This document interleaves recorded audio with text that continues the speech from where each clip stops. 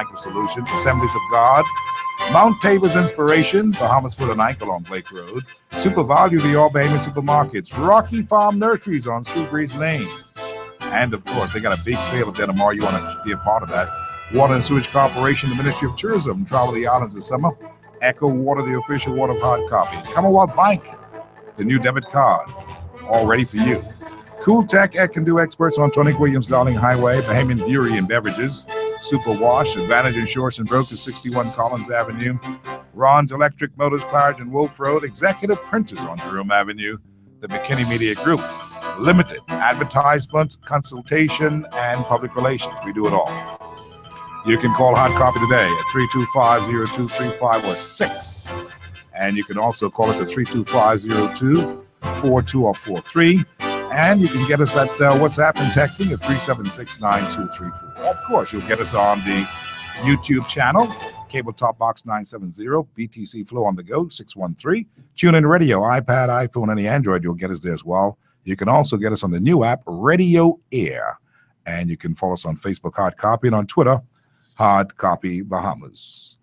Thank you so much today for joining us on the show, the Friday tradition on this 23rd day of June. It's Friday, and we thank you very, very much because we know that you want to be a part of our togetherness here today. I've got Glennis Hannah Martin with me today. She's going to be a part of my show, and we're going to be talking any number of things today. And, of course, we invite your calls later on in the show. And, of course, there are many things that we want to talk about for starters here today on the show. But, you know, you've got to ask yourself the question, what was Minky Isaacs thinking? You remember yesterday I talked about it, and I said we'll talk about it today a little bit and just ask a question. What was he thinking? I mean, how do you fix your mouth? To say to the nation's chief executive, Prime Minister Hubert Minnis, the things that he said. I mean, you know, if you come outside this house, if he had said what he said in the house and came outside here, I'd strike him right in the mouth. I wonder if, in fact, that's some kind of, that could cause some kind of charge because really, you know, we can't have everybody saying that they'll attack the Prime Minister. I mean, just the fact that this is the Prime Minister, you know, and we know that tempers flare and people feel a little something about all this big election that happened and that they lost or they won, whatever they felt. The point is, you've got to govern yourself accordingly now. Come on. We can't have that kind of talking in the Bahamian society, people saying what they feel like just because they could, and in such a threatening way. I thought that that was really poor for Minky Isaacs to have said such a thing publicly in the newspapers, in the print, and he was repeating what he was saying. This is the thing. This is the contempt. This is the, you know, and I'm wondering, you know, what really did happen? All Minnis said was, you know, that he bid for a contract, and the contract he bid for, he got the contract. I mean, you know, if he took issue with that, or if he felt some kind of a way, is what the young people say. If you felt some kind of a way, you ought to still govern yourselves accordingly. But of course, Minky Isaacs decided that he was going to say what he said in print. I could have seen this was something spontaneous and, you know, he was there and he reacted, but, you know, this in print. My goodness. And he says, if he come outside, I tell you, I'd strike him right in the mouth. He said it twice. Now, this begs the question, why would a fella say that? And was he that angry? And would he have done it if the man was saying that outside? Would he have struck the Prime Minister in the mouth?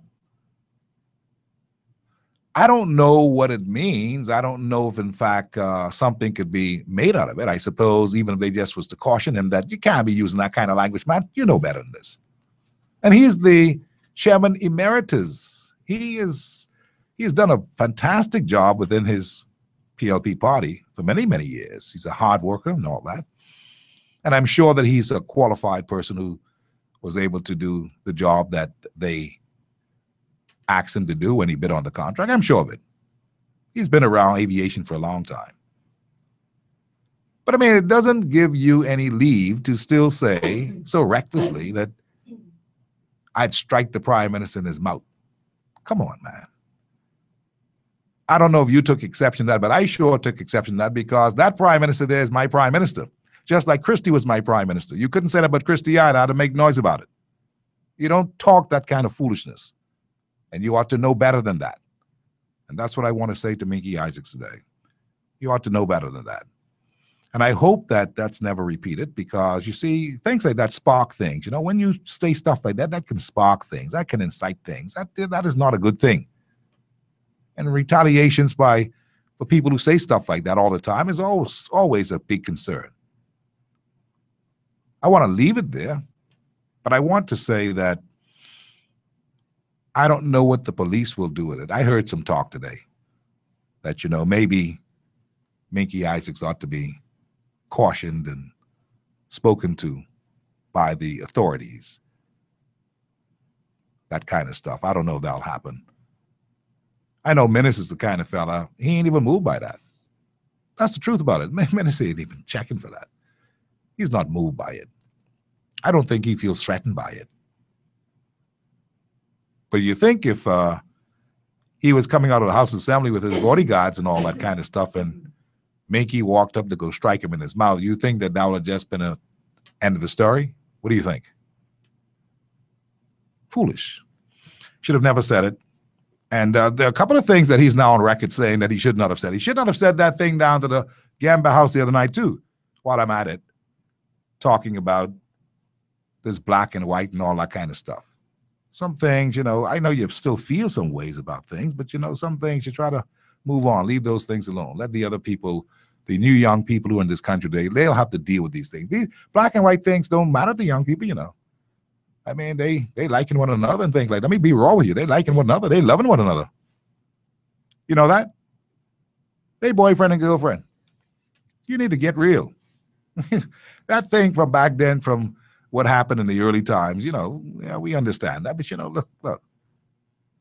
Some things you need to leave in the past. And when Dr. Miles Monroe said, the weapons that kept this country can no longer keep this country, and we must move on to a new Bahamas where you'll see people you've never seen before, and they'll be having the spirit of Jesus upon them. They'll have the spirit of God, and they'll be doing things that will blow our minds.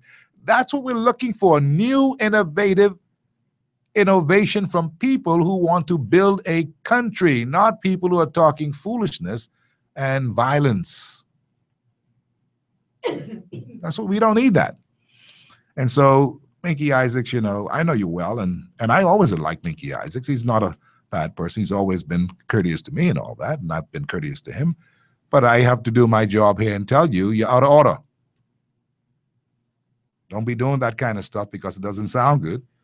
And you sound foolish for doing that because, you know, really could strike the prime minister in his mouth. Come on. Sounds foolish. You might have been angry, but sometimes you got to temper this anger. And there's a better way to deal with these things. If he had said something that was really offensive, you ought to, you know, have a word with him if you felt like that and say, Prime Minister, man, you know, and so forth and so on. You know, he's an elected official of the Bahamas. When people saw them kind of things in the headline, a fella called me from Jamaica, my friend Bobby. He says, Steve, man, why you going there? I said, listen, man, Bobby, I know what you – listen. I said, that ain't going like that. That's what I tell him, you know. I was a little ashamed about that. I said, man, you know, that fella, he just was freaking out because, you know, he felt. I said, but he wouldn't have done nothing like that. And my friend Bobby was talking, boy, if he had done that, you could imagine you arrest him. Run it all off. Bobby's a comedian. It's my good friend. He's listening right now today. He's listening right now to us. You know, but that's how people react to these things. You know, he said some of that other stuff too, but I can't tell you. I'm cursing in Jamaican language. I can't say that. But this is how, and he doesn't even know Menace. He only been there a couple of times. He doesn't even know him. It's just that the idea that somebody said that publicly and it was in the newspaper, he say, well, why they print that? I say, that's what the fella say. So you have to be careful, and that's all I'm saying. So I'm hoping that Minky would see it my way and see it the way that most people told him, that ain't sound too cool, and leave that alone, and don't be talking that kind of stuff in the future. All right, I leave it there. Now, of course, I leave it there. I don't know if the police will leave it there, because I believe that there could be some kind of charge of attempted assault, or threatening to assault the prime minister, or threatening to harm the prime minister. That could happen, Listen, a couple of years ago, a fella named Dion Folks and Carl Bethel, they gonna mess around with the prime minister, Lyndon Pinley. I think Carl was there too. They used to travel together at that time. I stand to be corrected on Carl, but certainly Dion Folks. And something happened, and the prime minister somehow was hit. I mean, they wouldn't deliberately go on and strike him or nothing like that, but there was some kind of, and that was a charge. There was an assault. You remember this? This actually happened. And that ought not to have happened. Of course, these were the days of the FNM, trying to get government. This was long before 1992. So they didn't have a taste of government yet. But of course, Dion, was a young fella coming up, that kind of stuff. And I think they went to court, and I think Pinley won that case. It's time to be correct, but I think that's what happened. So some things could go to the extreme. Now, of course, no harm is done in this Minky thing, but just the words, threatening words, sounded really egregious, sounded kind of insulting, especially for a new prime minister who just came to office, and he's only trying to do his job too. And a lot more of this kind of stuff is going to happen. A lot more of that kind of talk about who did what, who spent what. That's going to happen, my friend, because they plan to investigate all kinds of things. So you got to get used to it. Have some thick skin. Grow some. And that's all I want to say on that, because really, I thought that was kind of ridiculous. But anyway, today with me is Glennis Hannah Martin on the Friday Tradition. And she is with me because we're going to be talking so many things. And I don't know how she feels. Good afternoon, Glennis. How you doing, down? Good afternoon. You're one of my favorite people, right? You are one of my favorite people. I am? Yes, you are. You didn't know that, hey? You took this long to tell me. Well, I kind of like I like kind of keep things on the down low, But the thing about it is that I thought that you did pretty good as a minister, and there are many things that you didn't do too good as a minister.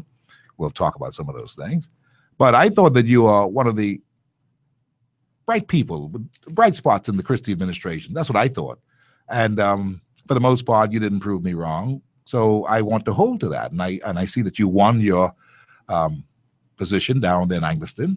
I didn't expect you to lose that. I expect you to win that. I thought that was one of the strongest areas in the PLP. I didn't expect Obi to lose either, but he lost. But you didn't lose.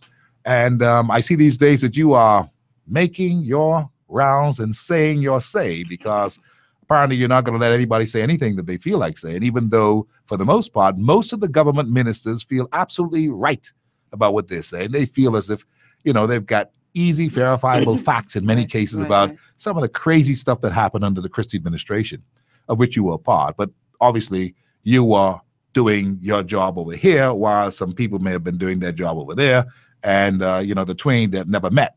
But I want to ask you, Glennis Hannah Martin, as we start here this afternoon on the show, what do you make right now out of what is happening with all of the shenanigans that's going on, all of these things about this one got this contract and all that? I mean, that's expected to, because, the government has to go and find out what happened. But what do you make out of it? And what do you think is going to happen at the end of the day, because of the many allegations and the many allegations of malfeasance and the rest of it? What do you make of it, really? Well, I think we're in a very interesting place, because you had an election campaign where a lot of allegations were made long before we got to Parliament and long before the election results came out. And then you have an election result, and then you get into Parliament, and then you hear elucidation on or expansion on other allegations. And the interesting thing is that, and we probably get more into this as we speak, but what is so almost mind-boggling is I call it the moonwalking, the stepping back from the assertions.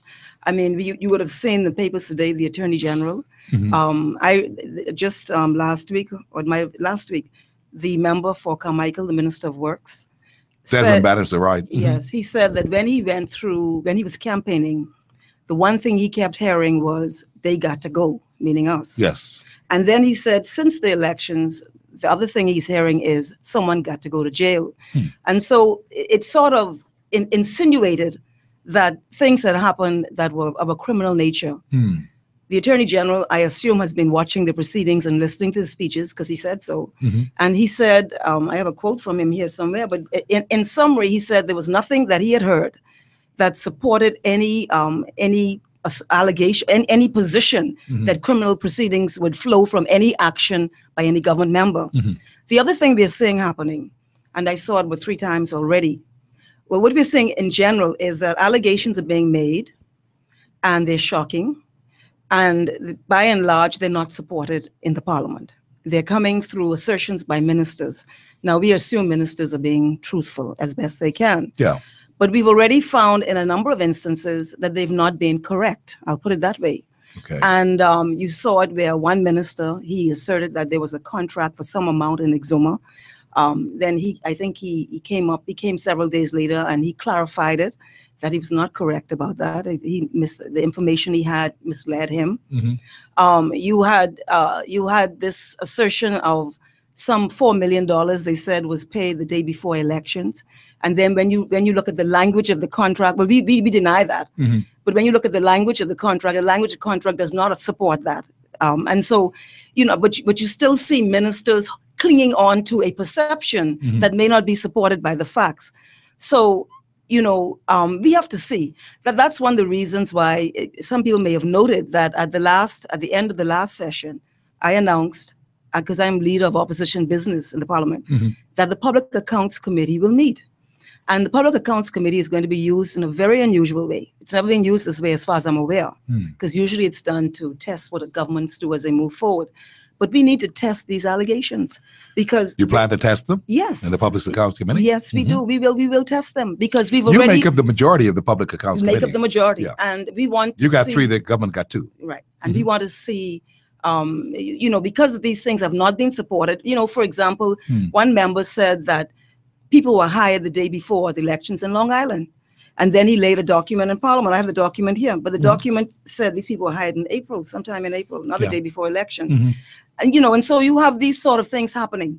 And so to answer your question, I'm in a state of confusion right now because it's like a very confused environment. You suppose that they were kind of like, as they bring the reports, they were playing into the hand of the public who's been saying, look, man, we expect something to happen, some heads to roll. Do you suppose that the governing party now would have played into that narrative, and that the expectation is so high that they want to find something to make sure that it can stick and that it's easy, verifiable, factual it is, and then, of course, the Attorney General would have to move on these things?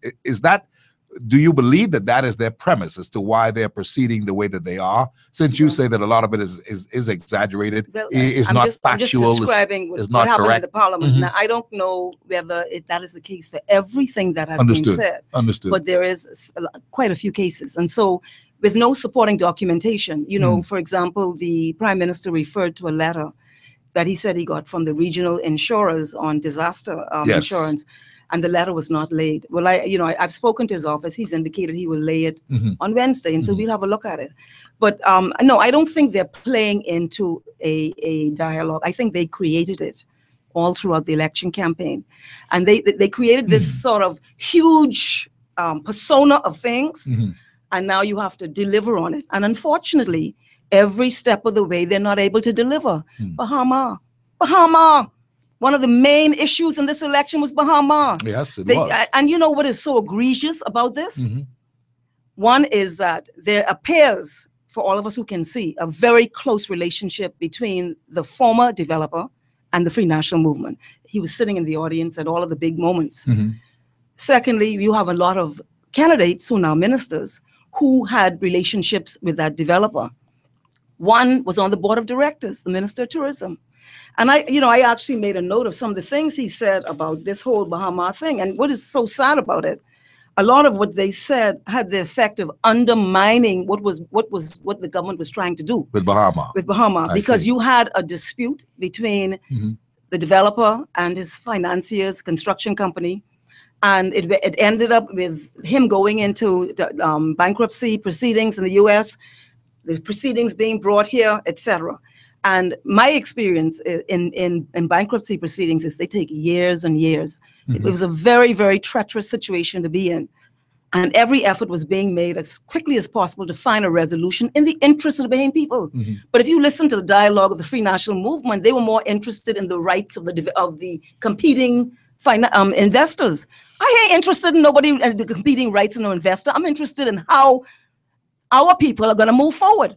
And so you look at the Bahama dialogue when they said, all of these things, how we wouldn't unseal the deal. Unseal the deal, unseal the deal. You're hiding, unseal the deal. The then Prime Minister always said, we never asked them to seal the deal. That was the lawyers for the investors. Well, they denied that. They said we were hiding and cloaking and misleading and being fishy and so now. So now that the deal has been unsealed, yes. What do you make of it? Has it been the kind of information, in your view, that is that damaging that the deal has been unsealed? The court documents are now there for all to see, lay bare. And there were certain things that were taken out of the court document and expressed by the nation's chief executive, Prime Minister Hubert Minnis.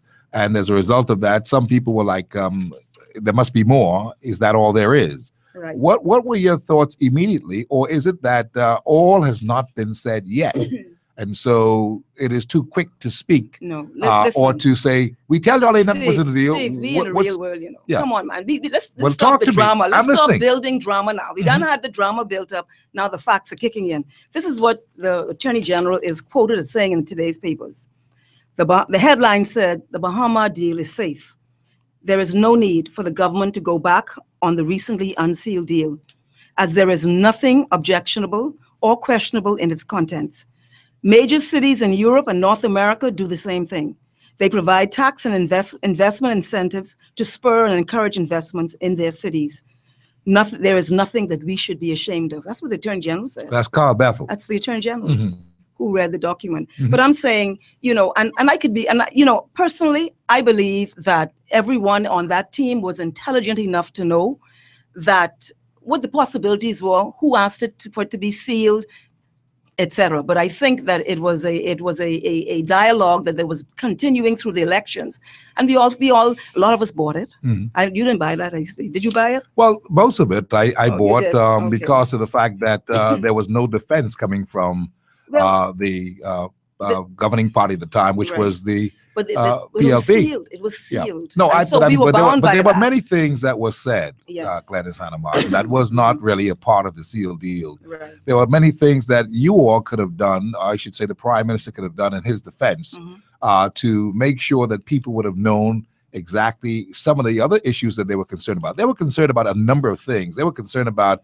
things that were not a part of this sealed deal episode, things that dealt with the actual Chinese involvement, the CCA involvement outside of these sealed deal things, and certainly about those persons who were looking for citizenship and all of these other things that came outside of the deal prior to all of this going to court and being part of the sealed deal. For instance, you look at the casino licenses and the value-added tax waiving of the value-added tax, referring to and also don't forget they were in bankruptcy now. But I'm saying to you, these are things. But these are things. But Glennis, these are things that Right Honorable Prime Minister former Perry Gladstone Christie could have spoken to, because he knew that this was building up. You just said it. They seem to have been creating all this dialogue and was building and building and building to the point where everything became all merged into one.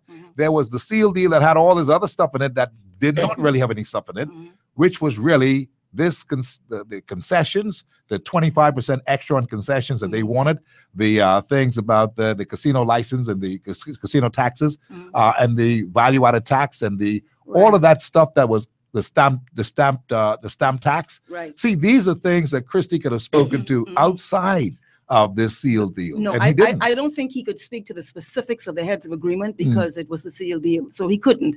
And so I don't think he could speak to it. But this thing about citizenship, I had heard that. I could assure you, Steve McKinney, I would never, ever, ever be a part of a government that given away citizenship. No, listen to me now. I know you wouldn't. Giving away citizenship for $1, for $1 million, for $10 million. It cannot. I wouldn't be there. So it was never on the table. Never on the table. But let me tell you about concessions, though, because I made a note. And let's just finish this thought because I want to talk about how we get here. The question you ask is what's all this is going on. What we are finding is a lot was said during the election campaign, a lot of allegations, a lot of promises, and here we are now. The dust is settling, the promises fallen by the wayside, the allegations are proving untrue. And where are we now? I don't begrudge the will of the people because they made a decision. They made a decision. But I think that it's very clear that misinformation, I am hearing— Are you suggesting that the people made a decision based upon gross misinformation that they swallowed up and that they would have made a miscalculation based upon the decision that they made to vote the PLP out of office? I don't want to second guess the Bahamian people, but I'll say this to you, right? In my constituency, when I told people that Bahama was opening and that they could go and apply, they didn't want to apply there. Because you know why they didn't want to apply there? Because the FNM was saying that it was a fake opening, that the deal was scary. Well, you're one of the government. Diagula said, no, I'm telling you what my constituents said. It doesn't matter who the government is. I'm telling you what my people were saying. Diagula said that that these people were connected to organized crime. This is a man who was very closely connected to the former investor, conflicted on that basis, and did everything that he could verbally, or not everything he could, but did a lot to undermine what we were seeking to achieve and bring about a resolution, because they were pursuing the vested interest of a particular individual. Now, me, I got one vested interest, and it's the people of this country. I don't care about no Chinese. And let me just say about the Chinese, the Chinese were brought in by the former investor, and Diagula sat on the board of directors. I assumed that part of his decision making was to bring them here.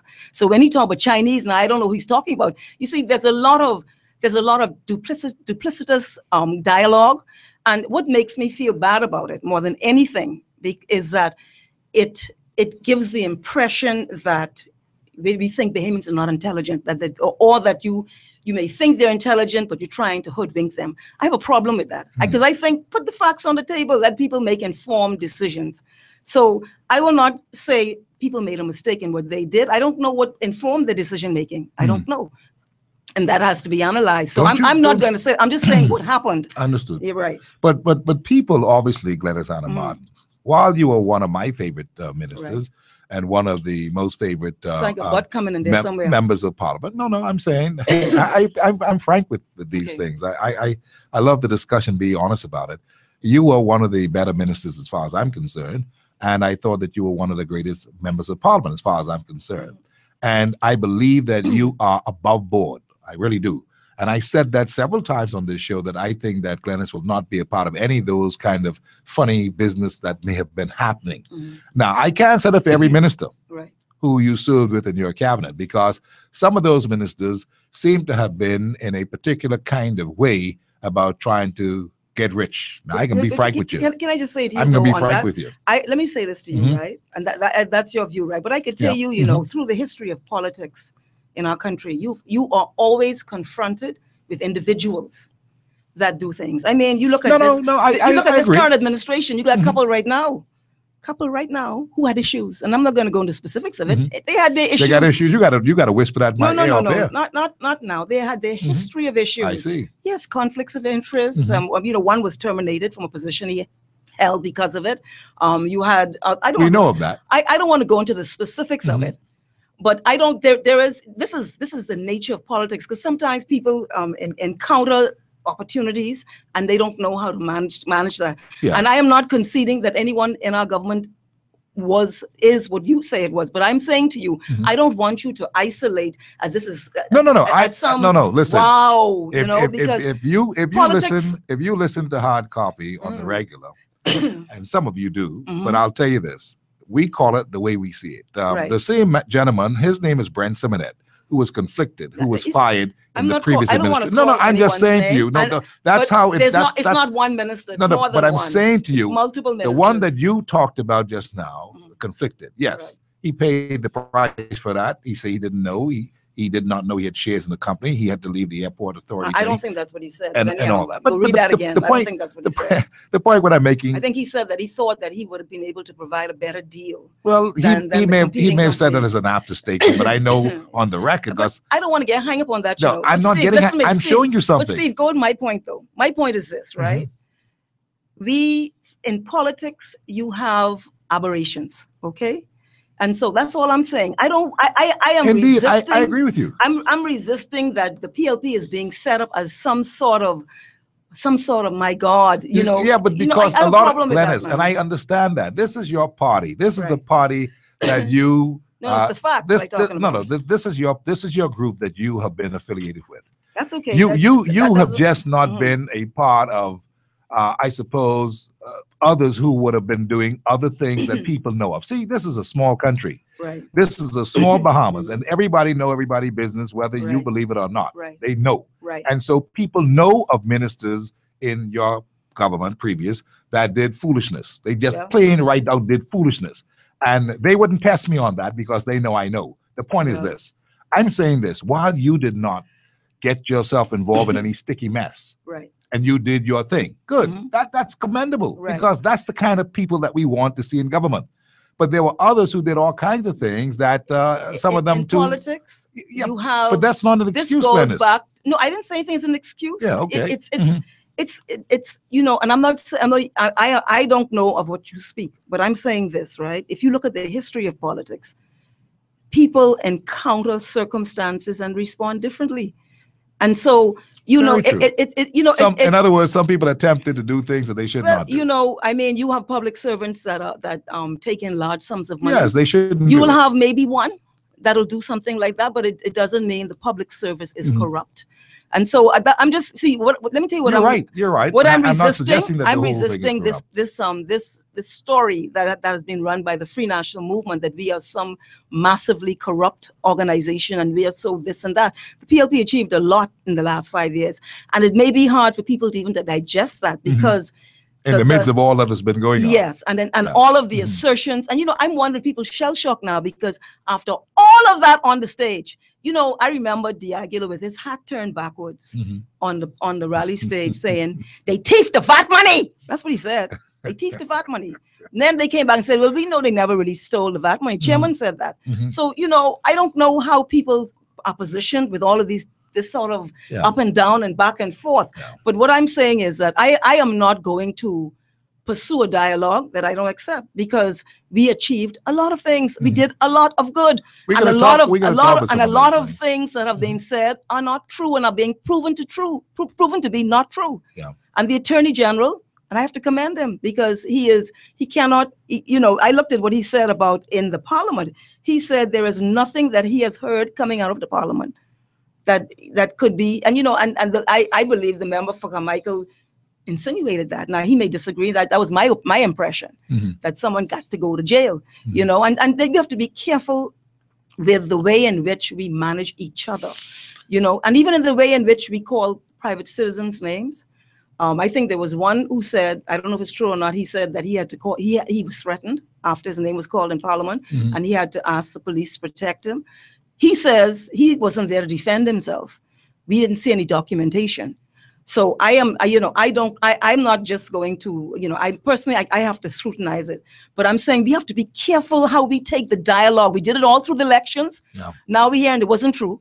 Now we're in the Parliament with this same stuff, man. We have to be very, very careful. Are you suggesting that the governing party continues with their recipe of rhetoric more so than putting the facts on the table and saying these are the easy verifiable facts that we now have, and you can expect more? Is that what you're expecting? No, what I'm saying is they're carrying on with their rhetoric because they cannot deliver on their promises. I see your point. Okay. They cannot. You're saying, and what disturbed me greatly? We had put in place exemptions, customs exemptions for over the hill communities for construction, businesses, etc. Well, it expired, I think this year. June of this year. They did not extend it, even though they promised it. They didn't. All they do is just renew it. They didn't extend it, but they extended it for Bay Street. They extended for Bay Street. And all of these promises they made, with the Prime Minister said his heart is over the hill. I don't doubt that. He come from over the hill. He carried his birthday cake over the hill, and now he carrying Wi-Fi. But I could tell you, the dilemma of people who live in those communities is a little more complicated and requires a little more serious approach. And it's really fluff and flamming. You know, it's a bunch of flamming. Well, and a lot of people said that. We ain't no flamming right now. I hear what you're saying, but a lot of people said that too about Urban Renewal 2.0. That was Christie's thing, and I thought it was not a bad idea, but it needed more development. A lot of people said that's a lot of flamming happened in the Urban Renewal. The minister is trying to get over the hill to do some other things to empower some people. He says he wants to create these economic zones that people can, I know what he's can do better. Did you hear what I said? I hear what you're saying, Steve. I said that he extended Bay Street. I heard you. And didn't do over the hill, which we had in place.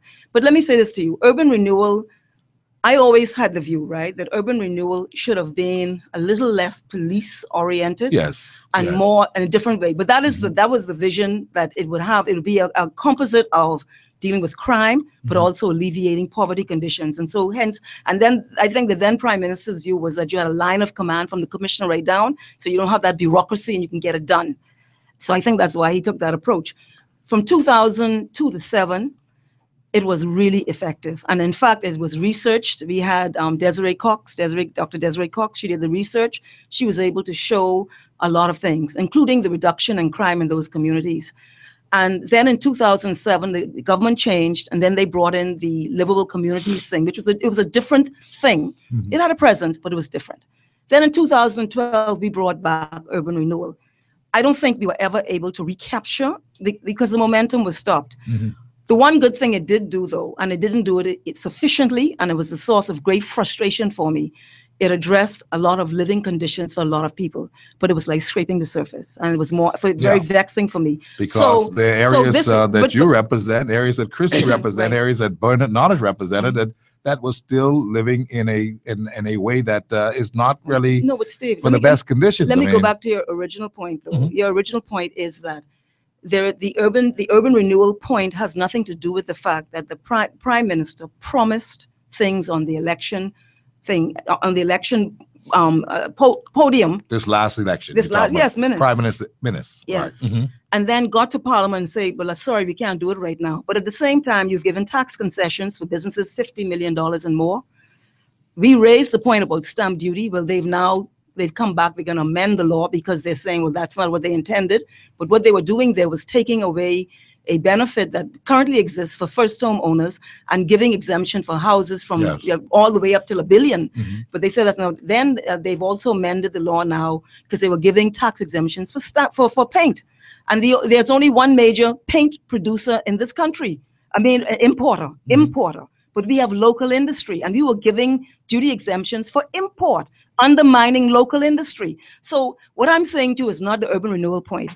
I'm saying to you that you promise certain things, you've come to Parliament now, you say you can't do it, but you're doing other things that have fiscal implications. That's fiscal implications, and probably huge for those $50 million companies. But you the people who you carry your birthday cake, man, your birthday cake was over the hill. And what the only thing you can do right now is carry Wi-Fi. And I want to encourage Alive to give those people some free Wi-Fi, man, because if that is the deal for people in those communities, and let me just get back to your point that let me say this, Steve. You made a point, and I got to challenge that, right? That these people are living in these conditions. Yes, they are. And you've had successive governments, and the people have lived, because poverty is a condition that almost all societies face. So it's not new. It's not special to Christie and Centerville. This is a dilemma that we face, and it's because of structural problems in our country. It goes deep, but we're not going to touch that, because that touches the big boys. What we can do is keep it on a narrow level and say he's a bad MP.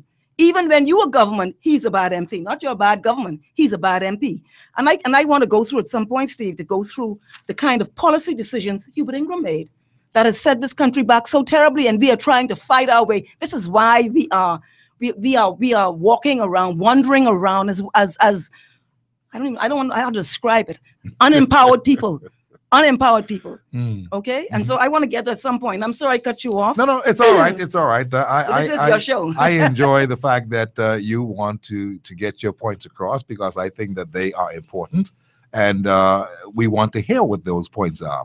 But I want to say, as we talk here today, Glenys Anna Martin, that there are many things that may have been avoided had there been the kind of push by the leadership of your party at the time, Perry Gladstone Christie and the PLP, and had there been a lot of weeding out. You see, a lot of this, which you all are now going through, I could almost say this is good for you all, because people had expected that you all would have done some things to avoid certain things. For instance, you saw plain before you this whole thing with Jerome Fitzgerald. Nobody moved. Nobody said a word. People were offended. What thing was that now you're speaking about? I'm talking about not only the Rubis oil spill thing that he made his statements, but I'm talking about this last thing with trying to solicit monies from a developer, Sarkis Marillion. This is a conflict of interest. He sat in the cabinet. He sat around the table. He was negotiating with these people to get some things done for the government of the Bahamas, and yet he was there doing something else. People took exception to that, and no one got up and spoke. And that also cost you all big time. That was the last straw that broke the camel back. That was the final straw. Let me just say to you, I don't know what emails you send to nobody, you know. You may think I know, but I know. So when you're doing your emails, don't feel guilty or concerned with me knowing what you write. You mean Jerome? No, I'm saying I don't know what people's private communications are. I understand. So, and furthermore, that assertion or allegation came probably 10 days before the elections. Yeah, it came very close to the elections. Close to the elections, and he was already nominated. And no, I saw that. We discussed that. I don't know. You don't sure what they could have done about it. But I don't know. I'm just saying. There's some facts on the table. Listen, and that's one of them. Even if Christie had said, Glenys Anna Martin, even if Christie had said, see, I can tell you, that hurt all of y'all. That's why you saw this sweeping, this tsunami, this salami, what the people say. That's why you saw that, because here it is. Even if Mr. Christie had said one little thing, that is this: Jerome Fitzgerald, this is not good. And if he had just kind of like body slam him just verbally, if he even done that, there would have been some kind of indication that boy Christie is pissed off about this thing, and blah blah blah. But there was not even good PR on that. The whole thing was that we ain't checking for that. The people ain't worrying about that. What happened, and that's how that came across. Let me say that this is the point you put in there. I accept the decision of people, even if it was one that did not involve my re-election, because I respect it. I'll be hurt because I think I worked very hard, and even then it was close for me, and that hurt me because I worked really hard. But I'm grateful. How much you won by? I won by about 142 points. Very close, votes. Yeah. It was very close. I normally win by 1,000. I know. Yeah. But I survived, and so that's like 1 million votes in the circumstances. But I accept the will of the people, and the reasoning for it. We have to analyze it, and it may be multiple. Have you all analyzed it yet? Because obviously, I have my like own Ingram, views, Ingram, who was sort of punch drunk after the defeat in 2012. Obviously, there's something that's happening here that would the average person, the regular armchair politician would miss.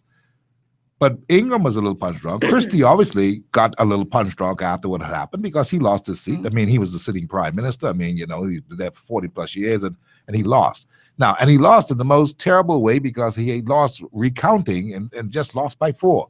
The point what I'm making is that he lost before that, but at the recount, it was a 4 vote differential. That's what I'm saying. Yeah.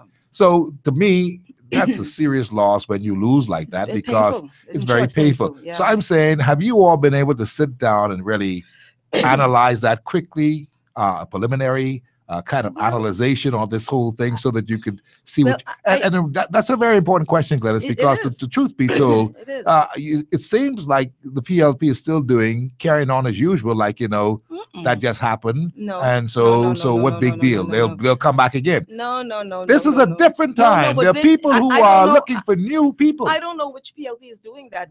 4 of us were elected. We didn't choose that. Yeah, well, you were elected. I would have preferred it was 14 or even 24, but it's 4. Yeah. So it is what it is. Well, no. Hold on a second. In the parliament, hold on. You 4 of you got back to the parliament. That's true. Right, only 4 in the parliament. You were scattered to the 4 corners of the Bahamas. Yes. Okay. Yeah. Exuma, Angliston, Rumkey and Cat Island, and of course Andros. Okay, there's a lesson in that. Right. And it's interesting. That is very interesting. That is very interesting. Yeah. That's how I analyzed it on my show. I said you were scattered to the 4 corners of the Bahamas. I don't know if people saw it like that, but the point is this: you still came back, notwithstanding what you just saw in an election, and you still named Fred Mitchell to the Senate. You still named Dowell to the Senate. I mean, my point is this: what you naming them to the Senate for when you're trying to start out fresh and new, and you could start right there in the Senate? Let me just say, the current leader of our party made a determination, and he gave the rationale for it at Government House as to why he has a young lady there, a young attorney, energy lawyer. Yes. He has I didn't remember her name, but I know you're talking Jo Beth Colby Davis. Colby, that's right. Yes. Okay. We have the gentleman from Clay Sweeting from North Eleuthera. He's a fisherman. Yeah. From Spanish Wells, and then the 2, one from Grand Bahama, who sat in the cabinet. I mean, this is the rationale that he gave. I see. Sat in the cabinet. And then the other one is Fred Mitchell, who also, I guess, is knowledge base. So that he rationalized why he did that. But let me just say to you, Steve, you cannot judge us on how we are how we are positioning ourselves. Of course I can. At this point. No, not at this point. Of course I can judge you. On that. I sit here on this radio and look at, and I listen to what is going on. I'm talking every day with the nation, and I'm knowing, this is what I know, that people expect that there's going to be some kind of metamorphosis. We're going to see something new come out of this whole thing. And at the end of the day, it seems can't happen. It won't happen. We have 5 years. Well, you got 5 years. The party is writing itself. We just came out of a massive defeat. I see. And give you some time, and we'll see that. We'll see a difference. We got to stand up. You want us to lay down and play dead? No, we got to stand up and keep moving. But now, what the outcome will be at the end of the day, we have to see. But I think that the current leader, he gave the rationale as to why he named those senators. I mean, it makes sense. I mean, the current leader is Brave Davis. Yes. Okay. Yeah. So I think that's but don't listen to me, man. Don't sleep on Progressive Liberal Party. This is a great party. I feel disappointed at the results, but I can tell you, we are coming back. We are coming back because we are in the hearts and souls of the Bahamian people, because they know what we represent. They know who we are. And let me tell you something. When we come back, we ain't gonna do it by smoke and mirrors and tricks and all that kind of thing. It's gonna be come back with our hearts on our sleeves. So that means you all are gonna come back with a brand new bag. A brand new bag. I don't that bag now. I don't do that bag. When I say no, what I mean. Don't go there because listen. When I say brand new bag, I hear them with bags now during the election. I don't know if it's true. I don't mean to spook you, Gladys. But I heard people have bags in the election, and I hope that ain't true. No, I wasn't talking about that. I was talking about coming back. You're like, Papa got a brand new bag. Coming back with something new. That's not something from the 70s. I'm too young for that, man, Steve. Steve, you have to get contemporary. Well, let me tell you something. If only Christy had heard you say that to him, he would have been all right. Christy needed to get contemporary. That is what the problem was. This old-fashioned kind of way, this minky eyes, this kind of thinking, that kind of stuff, that's in the trash now. People are not interested in that. And when I say you're coming back with a brand new bag, all I'm saying is that you're going to bring some new people, and it's going to look different, and you're going to represent yourself and reposition yourself. I want to say to you, Steve, we need to have an honest dialogue about our country. Okay, this PLP. You think we can handle that? This PLP and FNM thing, it ain't cutting it. It's just switching parties, and Bahamians are not finding a better place as a result. Glennis, you sit in the opposition. You sit in the opposition. You sit in the opposition right now. Right. But do you have high expectation, and are you anticipating good governance with the Free National Movement now that they are in the driver's chair, 34 seats to 4? Right. Are you expecting to 35. see 35? What I said just now? 34. Oh, I'm sorry. Are you expecting to see the kind of leadership level at its optimum? Because remember, you didn't say it. Because I watched everything, I watched you. You didn't say it. But there were others who were saying that Menace ain't ready. He can't do this. He can't do that. Menace seems to be a fellow who is organized, who is deliberate and taking his time to do things.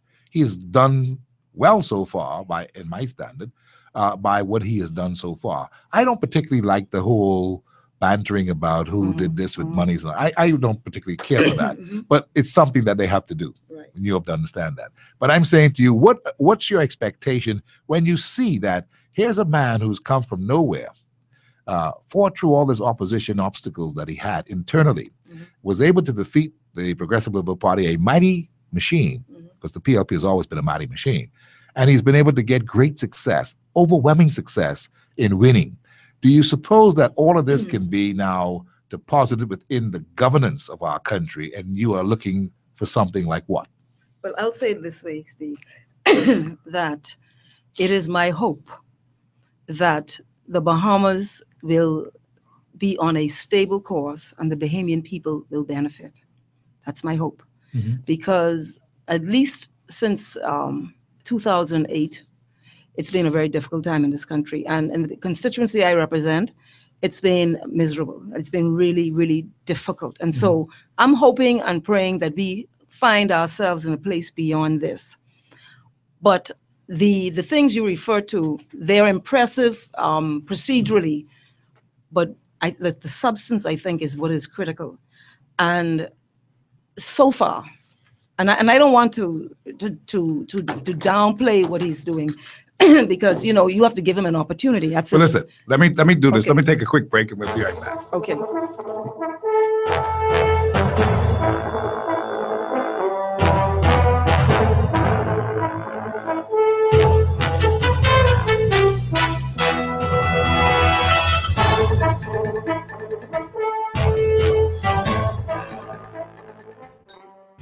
It's hurricane season, and we at the Water and Sewage Corporation want you and your water to be safe if a storm heads our way. During a hurricane, heavy rain combined with storm surges can cause an underground water well to become contaminated and unsuitable for use. The Water and Sewage Corporation's offer of 50% off sign-up services is back for residents in New Providence and the Family Islands. Offer valid for a limited time only. Some restrictions may apply. Sign up today. The Water and Sewage Corporation. Committed to growth, committed to quality.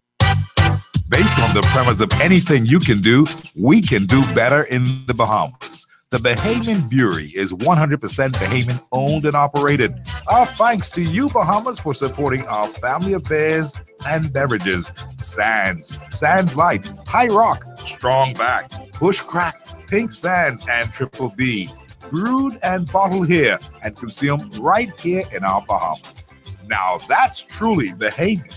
The Bahamian Brewery encourages all of its fans to drink in moderation. If it moves, chances are Advantage Insurance can insure it. We offer a variety of coverage options for cars, SUVs, trucks, scooters, boats, and more. Our comprehensive auto insurance policy covers loss or damage due to collision, theft, fire, flood, or hurricane. Third-party coverage is also available. Call Advantage Insurance at 356-0285 or visit us on Collins Avenue today. Advantage Insurance, celebrating 20 years. Boy, this year flying by quick, eh? It'll soon be Christmas. That's right, and I haven't even started saving yet. Girl, what you waiting for? Why you don't join BOB's Christmas Club account? They give you higher interest than any other bank. So by Christmas, you'll have lots of money to buy presents for them three little rugrats. That sounds like a great idea. How much do I need to open it? Only $20, but you have to open it before June 30th. Bank of the Bahamas Christmas Club account. Get more merry for your money. Only at Bank of the Bahamas, your bank of solutions. Be sure to stay cool all year round, especially when those hot summer months roll in. Keep cool with Cool Tech. Located Tonic Williams Darling Highway, Cool Tech is your affordable #1 air conditioning center. They install and service everything they sell. That means prompt, reliable service 24/7. Cool Tech, the only way to stay cool with guarantee. Call Cool Tech now at 341-5665. We all have our favorites, even with chicken breast, baked for her, grilled for him. No matter how or what they like, you'll find it on special at Super Value and quality supermarkets. Indian summer apple juice, 64-ounce bottle, $2.99. Bone-in chicken breast, $1.59 per pound. Hill's biscuit, assorted flavors, 150-gram size, 3 for $1.99. Rosoni ready-cut macaroni, 14.1-ounce box, 99 cents. Sweet mangoes, 99 cents each. Pick sweet corn on the cob, 8 ears or mixed veg, peas and carrots, 28-ounce, $2.99. Feeding the family, that's super value in quality supermarkets. What are your travel plans this summer? The Ministry of Tourism invites you to visit one of our many unique family islands and explore the Bahamas like never before. Eleuthera, Exuma, San Salvador, and many more offer exciting vacation packages with affordable airfare, room rates, and exciting things to do. Andros, Bimini, Cat Island are to be considered too. This summer, do something different. Do something bold. Do something uniquely Bahamian. Travel to the family islands and rediscover the Bahamas. For more information, visit myoutisland.com. Big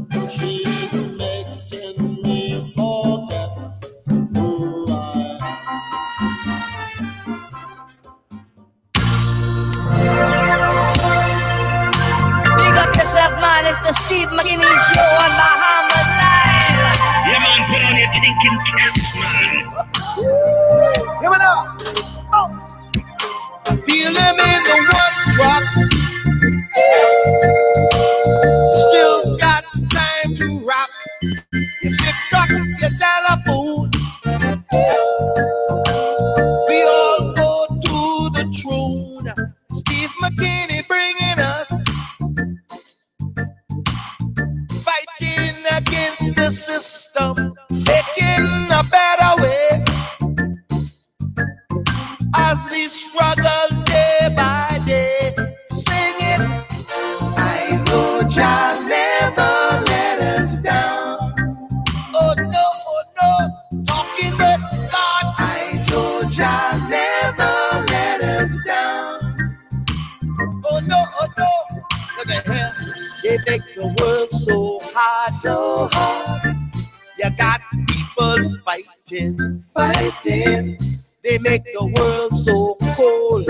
Every day, people are dying. Hunger, starvation, lamentation. Read it in Revelation. You'll find your redemptions. You can give us the teachings of His Majesty. We don't want no devil philosophy. Tell them, Steve, give us the teachings of His Majesty. We don't want no devil philosophy.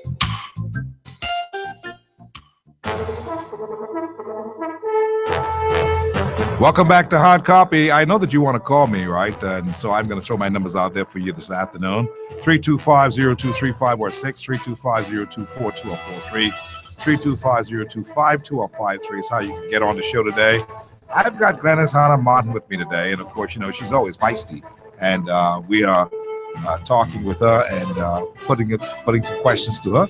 And she, of course, is making sure that you understand her position, that, you know, she is never going to accept that these fellas who the present government is now talking about, there may have been some stuff that happened. She didn't say that, I say that. But our premise is simply that, look, she will never accept what they're trying to put out there, that this was a bunch of bad people who was just ripping off the country and so forth. She's not accepting that, she says. But of course, if you have a question or two that you want to ask or a comment you want to make, you can feel free to call us and be a part of it. Those of you who are on the cell phones, you can just WhatsApp and text me at 376-9234, 376-9234. We'll be happy to hear what you have to say and take your call as well. Glennis, I was talking about the fact that I had asked you a question about Minnis and what you're expecting in his governance under his leadership. And I think you started to say that you see what he is trying to do, and I want you to continue. Right. What I was saying is that as a Bahamian, we want our people to succeed, you know, and it doesn't matter which government it is, because you don't want to wish ill on a political organization, and we all suffer. So, you know, as good as they do is as good as we do. And so we will, and we won't pull it out of the air, but there are some issues that do give me some initial concern. One is the lies told during the campaign. Okay, or you don't use that word. No. Is it? You could say that. Is it You're Steve McKinney? You're not in Parliament. This is good language. Okay. The lies told. Yeah, you say the connections to vested interests and articulating that interest in a way that was shocking to me. And I'm assuming that interest was backed up by dollars, but I don't know. That's just I hear your chairman and people like that saying that, but we don't know. One and one is two, because if you out there, I made this point in Parliament when I heard members of Parliament, when we were the government, when I heard them advocating for foreign investors. I tell you, you'll never see me in the House Assembly advocating for a foreign investor. That don't even look right. And when you do it, the question is, why are you doing that? You might just be an emotional person and just be like, but I get concerned when you do it. So the first issue was what you did to get where you are. So, but that's okay. Be that as it may. Do you think that Christie was ever, that people ever thought that Christie was there lobbying and investing for foreign investors in the House of Assembly? During this whole episode, the last 5 years? No, it's different because when you're a government. Why is it different? No, when you're a government, if you are transacting with foreign investors as a government, then and you speak to that, it's not the same thing. But when you are getting into a dogfight and you are putting forward the argument, if I show you the things that the Minister of Tourism said at the time, who was on the board of directors of the Bahama for the original investor, and the things he did, he talked about organized crime and worrying and all of this terminology. But that's his right to do so, Gladys. Yes, he has a right. Because everyone has a right. But listen, there was also there was also your former Attorney General, who Alison Maynard Gibson. She used to be the counsel for the very same gentleman. And so people could have said, "Oh, she was in there. Look what she's doing to them now." I don't know about that. You can't hold them because they were at one time a board director or was even a lawyer. Wherever there is a conflict or perceived conflict, it's the same. I don't know of what you think there's a perceived conflict. Well, with Dionisio de Aguilar. Well, let me put it this way. I'm not saying that's fallen away. There's no longer a Bahama that Ismarillion has. I was making the point about how we got to here. And the things that were said. Understood. And who said those things and the reasoning behind it and the fact. And I was saying that we have to be careful advocating, because this was pure advocacy for foreign investors. I've never really seen that in an election in my life in this country. But the second issue that causes me some concern, but I'm going to wait and see. But initially, I have a concern. All the promises they made to alleviate, to put in place policies to help working class Bahamians living in poverty, have been put on the shelf. They said because they have all of them. Let me finish. I'm saying put on the shelf because they say, well, they're getting Wi-Fi. They put in the Wi-Fi there because they and of course you keep hitting this Wi-Fi thing. That's a good thing, These people, need the Wi-Fi over the hill so they can be online like everybody else. Wi-Fi is most people in my constituency.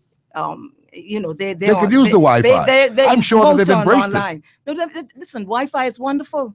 But when you cannot pay your rent and you're looking at eviction, when you can't feed your children, when you are living on the edge of you can't sleep at night because you don't know whether the next, you don't know what food is coming from, Wi-Fi is great.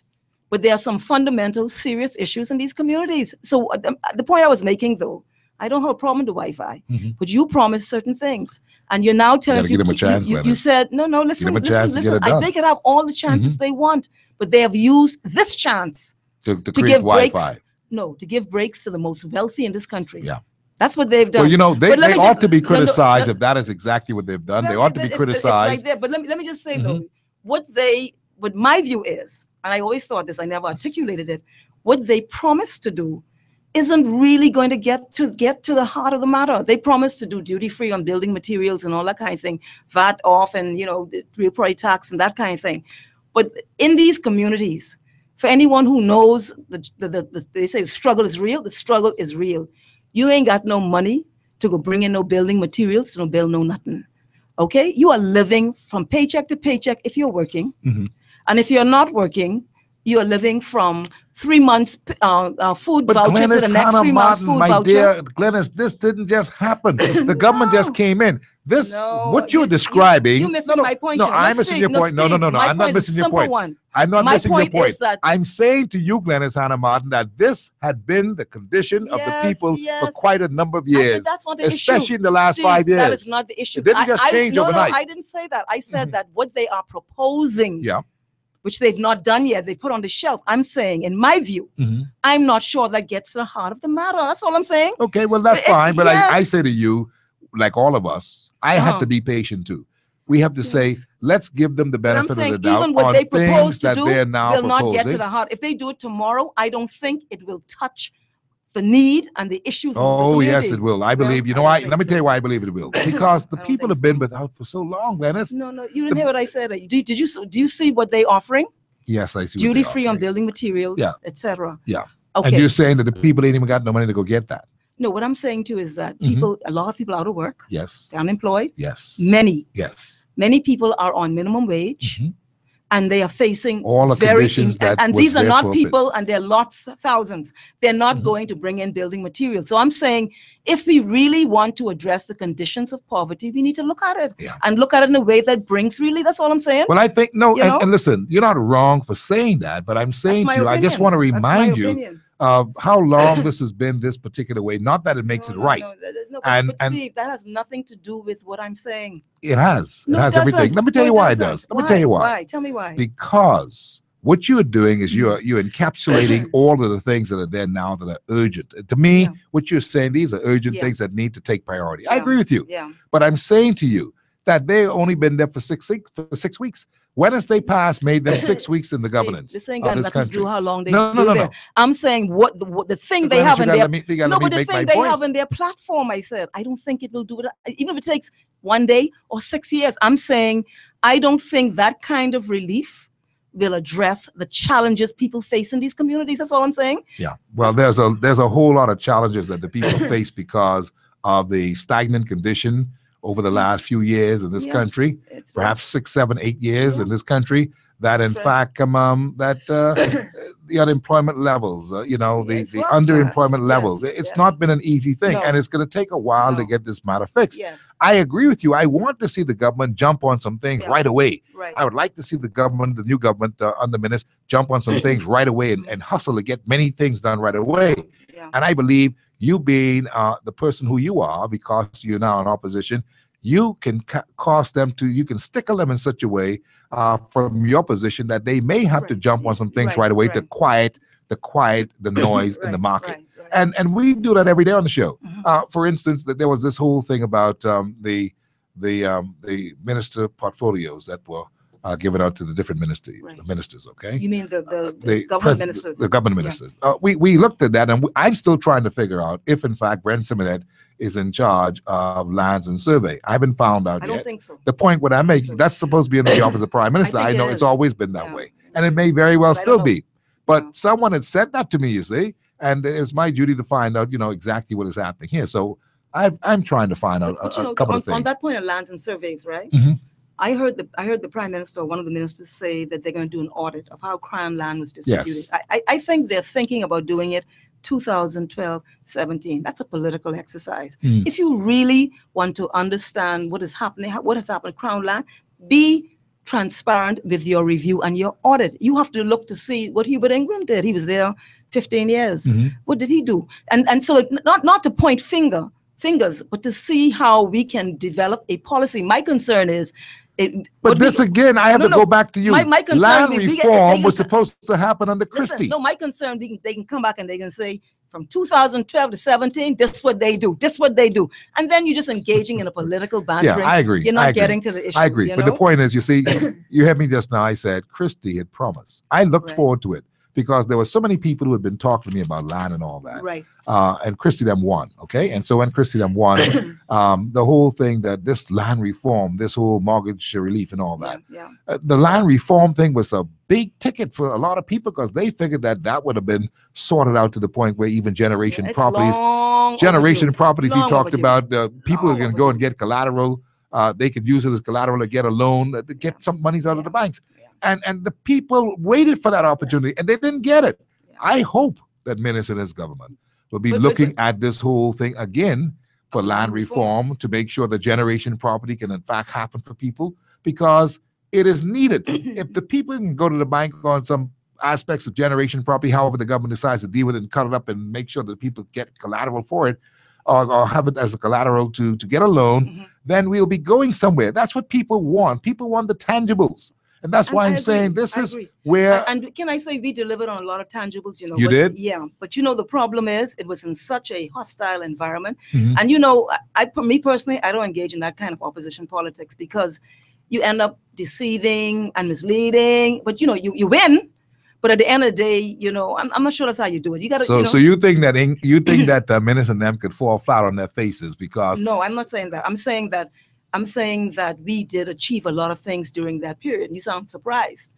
And I said because it might have been because there was so much noise. I mean, you were saying you heard that he was given away citizenship, which could have never happened if I'm there. But let me just give you an idea. But you know that we tackled health reform. You know that education Christie. You know that Christie got a letter that asked and said that they were demanding 500. That never. I heard you say it. You may not have known. I never heard that. You may not have known because he never took it to the cabinet. I can tell you, he never took it to the cabinet. But Allison knew. Bertram Bethel knew, and he knew. But did you hear what you say? Did he receive a letter? If you receive a letter, what? He received a letter making those demands. So what? Someone could receive a letter and say, no, but Brave said that too. Hey, I want you to do this. Brave said that we get a letter, but that don't mean no. He said that doesn't mean that we're going to give them what they want. Logically, someone put a letter in your hand. This is logic. And say some things. What does that have to do with you? No, I'm saying. What did that do with you? No, this is logical. If Christie is the prime minister of this country, got a letter making certain demands about certain things, including a lot that got mixed up in the same seal deal thing. I'll be honest with you. You don't know. Listen, Gladys, I can tell you, you don't know. You know why you don't know? Because it never went to the cabinet. You didn't hear me. That should tell you everything, Steve. It never came to the cabinet. So if it never came to the cabinet, that was a non-starter. No, it wasn't a non-starter. Non-starter. Take that to the bank, Christie admitted. That was a non-starter. Christie admitted that he got. Steve, you ain't Christie admitted that he knew what we were talking about. But he never answered it. No, that's okay. That's a different issue, though. That's a different issue. Not a different. Steve, you want to make it a different issue. No, he received a letter. And the letter was a letter of demands. But I'm saying those demands were non-starter. And you know what he called them when he spoke to them? He spoke to them saying that these were for economic citizenship. And he don't know what else. There's a lot of things that the bank sent him. What he said was that ain't never happened in the Bahamas. He said that in Parliament. I was right there, but that never came to cabinet. We got a lot of calls. We got a lot. Let me go to these calls. But you're not gonna get me to look differently at that. You and I are not saying the same thing. You're saying he got a letter, but that has nothing to do with what we were going to do. I'm saying that you didn't know about this because he never took it to the cabinet. But that tells you everything. But listen, let me take these calls. Hi, Copy. How are you? Hey, good evening, Mr. McGinney. Peace and love, all as well. Yeah, right here, reconciling. Good evening, Ms. Anna Martin. Good evening, reconciler. Good day, man. How are you? Man, I'm in top shape, man. Excellent. Listen to the Thunder Lady here today, man. Thunder Lady, I remember that one. I know the name, but that's my term. That's my term for you, okay? All right, so. You know, it's no secret I voted F&M. I supported the present government, and you know, I talk and I encourage people to do the same. Yes. Now, that being said, I'm neither here or there with the truth. Right. I believe that the problem in our society, successive governments of the PLP and the F&M has not dealt with it. And it's systemic and it's endemic in the very structure of our system, our governance. We have to have some serious changes. It kind of, in my mind, facilitates corruption, no matter who is the government of the day. So there will have to be some really, really big changes. Now, you know, I listened to you when the House met the other day, when you was on your game. And I even talk about it on the talk show. They call me Jack in the Box, but that's okay. No, I ain't talking about that. That's before Jack in the Box. That's okay. They can see plenty Jack in the Box. The Jack in the Box, I ain't too much for the Jack in the Box, because I don't think you should jump up all the time. No, I don't jump up all the time. Bring in some serious things when you was correcting some stuff. And I say, you know. And that's what they were calling Jack in the Box. I did that. I talk about that. I say she's on a game. And Steve, you remember that? Yeah, I remember it. Okay, and I did commend you for that on the same show. Yes, you did. So I didn't commend it just to commend. And I'm not saying it right now just to get no kudos or give her. I'm just saying it because that's a fact in my view. I appreciate it, sir. I think you did a good job. I appreciate it. It's like you ain't got no button there somewhere. Huh? Ain't no button there. Hey. No what? No but. B-U-T. B-U-T? You know? No. So, okay, let me finish this. So, you know, you made a statement about the budget and the government. Now, I said this also on this show, and I'm very disappointed that the government promised to repeal the VAT tax, and people say give them more time and all of that. But after hearing what I heard about how some rich people got all these tax breaks and all that, salmon right now is $10, almost $11 a pound. Mm-hmm. I only buy that if I probably get some extra money, you know, and what have you. And I say, you know, and I get it last time. I want peas right now with some vegetables. Can't afford it. And that's the people who get these kind of breaks. Yeah. The poor people who the what? Yeah. And I said the government, showed them in the government door. The government has made a mistake of not being true to their promise. I don't care what they say. You're right about that. I agree with you 100%. They have not been true to their promise of repealing this what? That's something that they should have done from Jump Street. That should have been priority for the poor people. They should have. So what I'm saying, and let me say this, Ms. Jackson, about to you like jump. Don't call me that. No, that's what they say. I don't adopt what they're demeaning terms for my advocacy. I like what you did when you said, now, some things you didn't do. The things you didn't do and you should have done, put in the anti-theft computers at the road traffic. The things, some other stuff happened with the post office bank and some money missing allegedly. I don't know what, I haven't heard any more about that, but I understand some stuff happened or allegedly happened. Yeah, now, I like to some good things you did. You did a whole lot with the airspace. I like how you went about that, negotiated that we could get our airspace back, and some other good stuff you did, you know, and I commend that. Why? Because we need to be about building the Bahamas. All right. I appreciate your call. Thank you, Reconciler. Thank you. Yeah, you can speak to those. I've got calls on the line, so just hold for me, please. I want you to speak to that. On the road traffic thing. You know, there was a lot of misinformation about that. When we first served, we started the automation process. We have manual systems, manual receipts. Yeah. And there's been historic allegations about the road traffic department stealing from that time. It's not new. And so we started 2002, the automation. We lost before it was complete. We went out to RFP. The new government stopped it. They never did anything. They left the manual system. They never started nothing. They never sought to reform. They did nothing. Then in 2012, we won again. I had institutional knowledge. I said, we got to get back on this.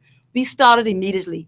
And right now you have an automated system. So unlike what Reconciler is saying, we actually have modernized the road traffic department for the first time in history. The post office was another thing.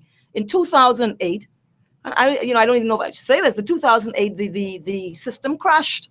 And they were operating on manual systems all those years. And we started the groundwork for the automation. That work is now being completed. It completed just before we left. They had to do it. They had to go through all of the accounts. We brought in a forensic auditor. We did the accounts to prepare it for automation. So, you know, I have a concern when people want to point fingers at you politically. And I don't mean Reconcile. I'm talking the politicians.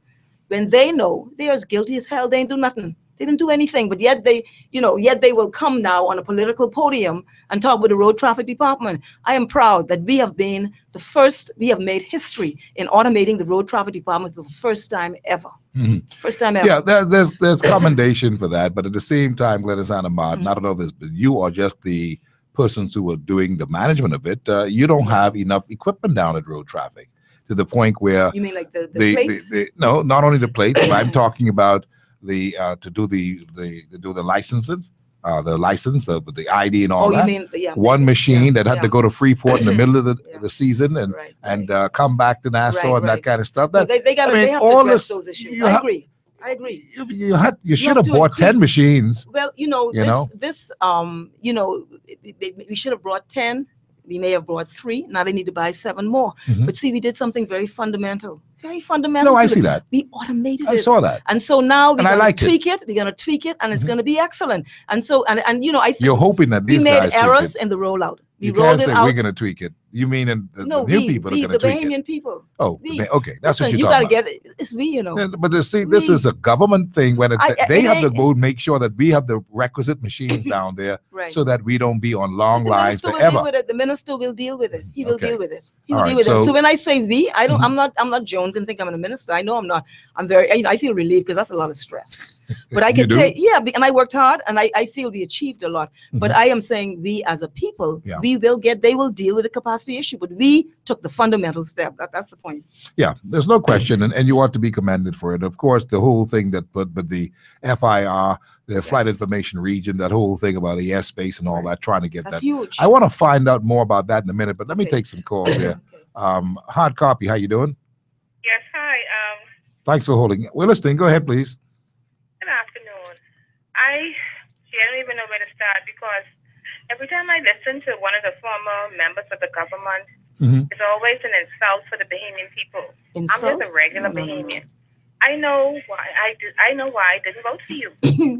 I didn't vote for you because I voted for Mr. Christie in 2002. And I realized he just don't have the skills to run a country. Right. You didn't have the skills. In 2012, right. I did not vote for you. Right. And the reason why is because it gave me a nightmare from 2002. Now it's 2017, and you were worse at this time than ever before. Right. And it started with so much things, but you know what? The major things was for me. It was the scandals and the fact that the leader doesn't address what's right and what's wrong. As a parent, how do you know? And I expect my prime minister to. When you begging investors, it's disgusting, disgraceful, and nothing happens. And then they call it fake news, like we in America with Donald Trump. How stupid he is. Then you make me toe that line, and I went and I voted. I don't want no gambling casinos smack in the middle of the inner cities. That's what we have now. Right. Because you got a lot of that. And he went against my will. Right. I don't need a father to think for me or a mother. Right. I am a regular Bahamian. I want you to do what you say we agreed to do on the campaign trail. I don't need no one to think for me. Right. I don't like when you're making decisions and hiding it. Right. I don't like and a bunch of money is being spent. I'm from Grand Bahama, you know. Years ago, I had to come here. But the state of my island and the fact that you had children, and you see, I know what's going on in Grand Bahama. The rest of my family there. And that ministry of Grand Bahama was a waste. Yeah. There are people on the ground were starving when the next door neighbor had plenty because they happened to have a yellow shirt. It's a lot of things went wrong. So when you all come on the air talking about the F&M sell a message, you had 5 years of suffering. You had 5 years of things going wrong, which you didn't like, and you only could vote once every 5 years. And this is what it was about.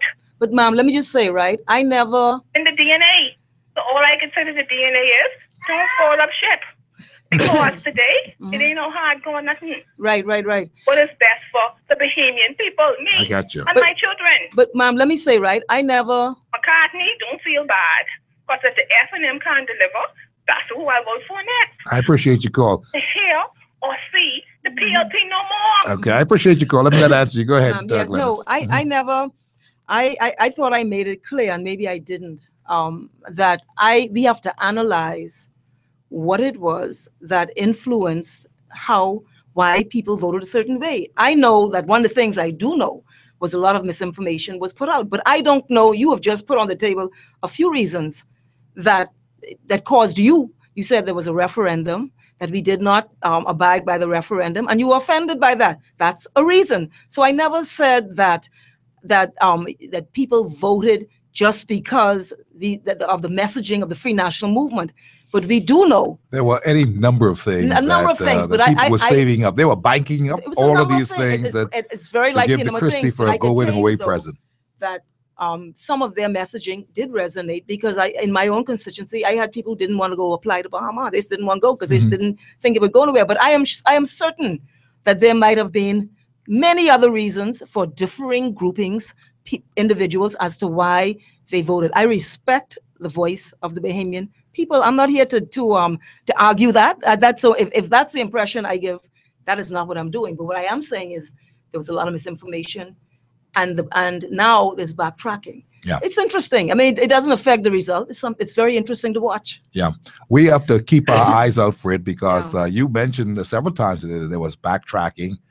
We've got to go and analyze it, and I'm sure that when we sit around the table on Sunday evening at 6, we will take a look at all those things if there were many cases of backtracking by the present government. Who supported in 2002? I don't know her name, but I hope in the years to come that she will see us with different eyes. I am hoping for that. I'm hoping that we will show ourselves. You all have got to go and remake yourselves, man. You know, this group that's now here.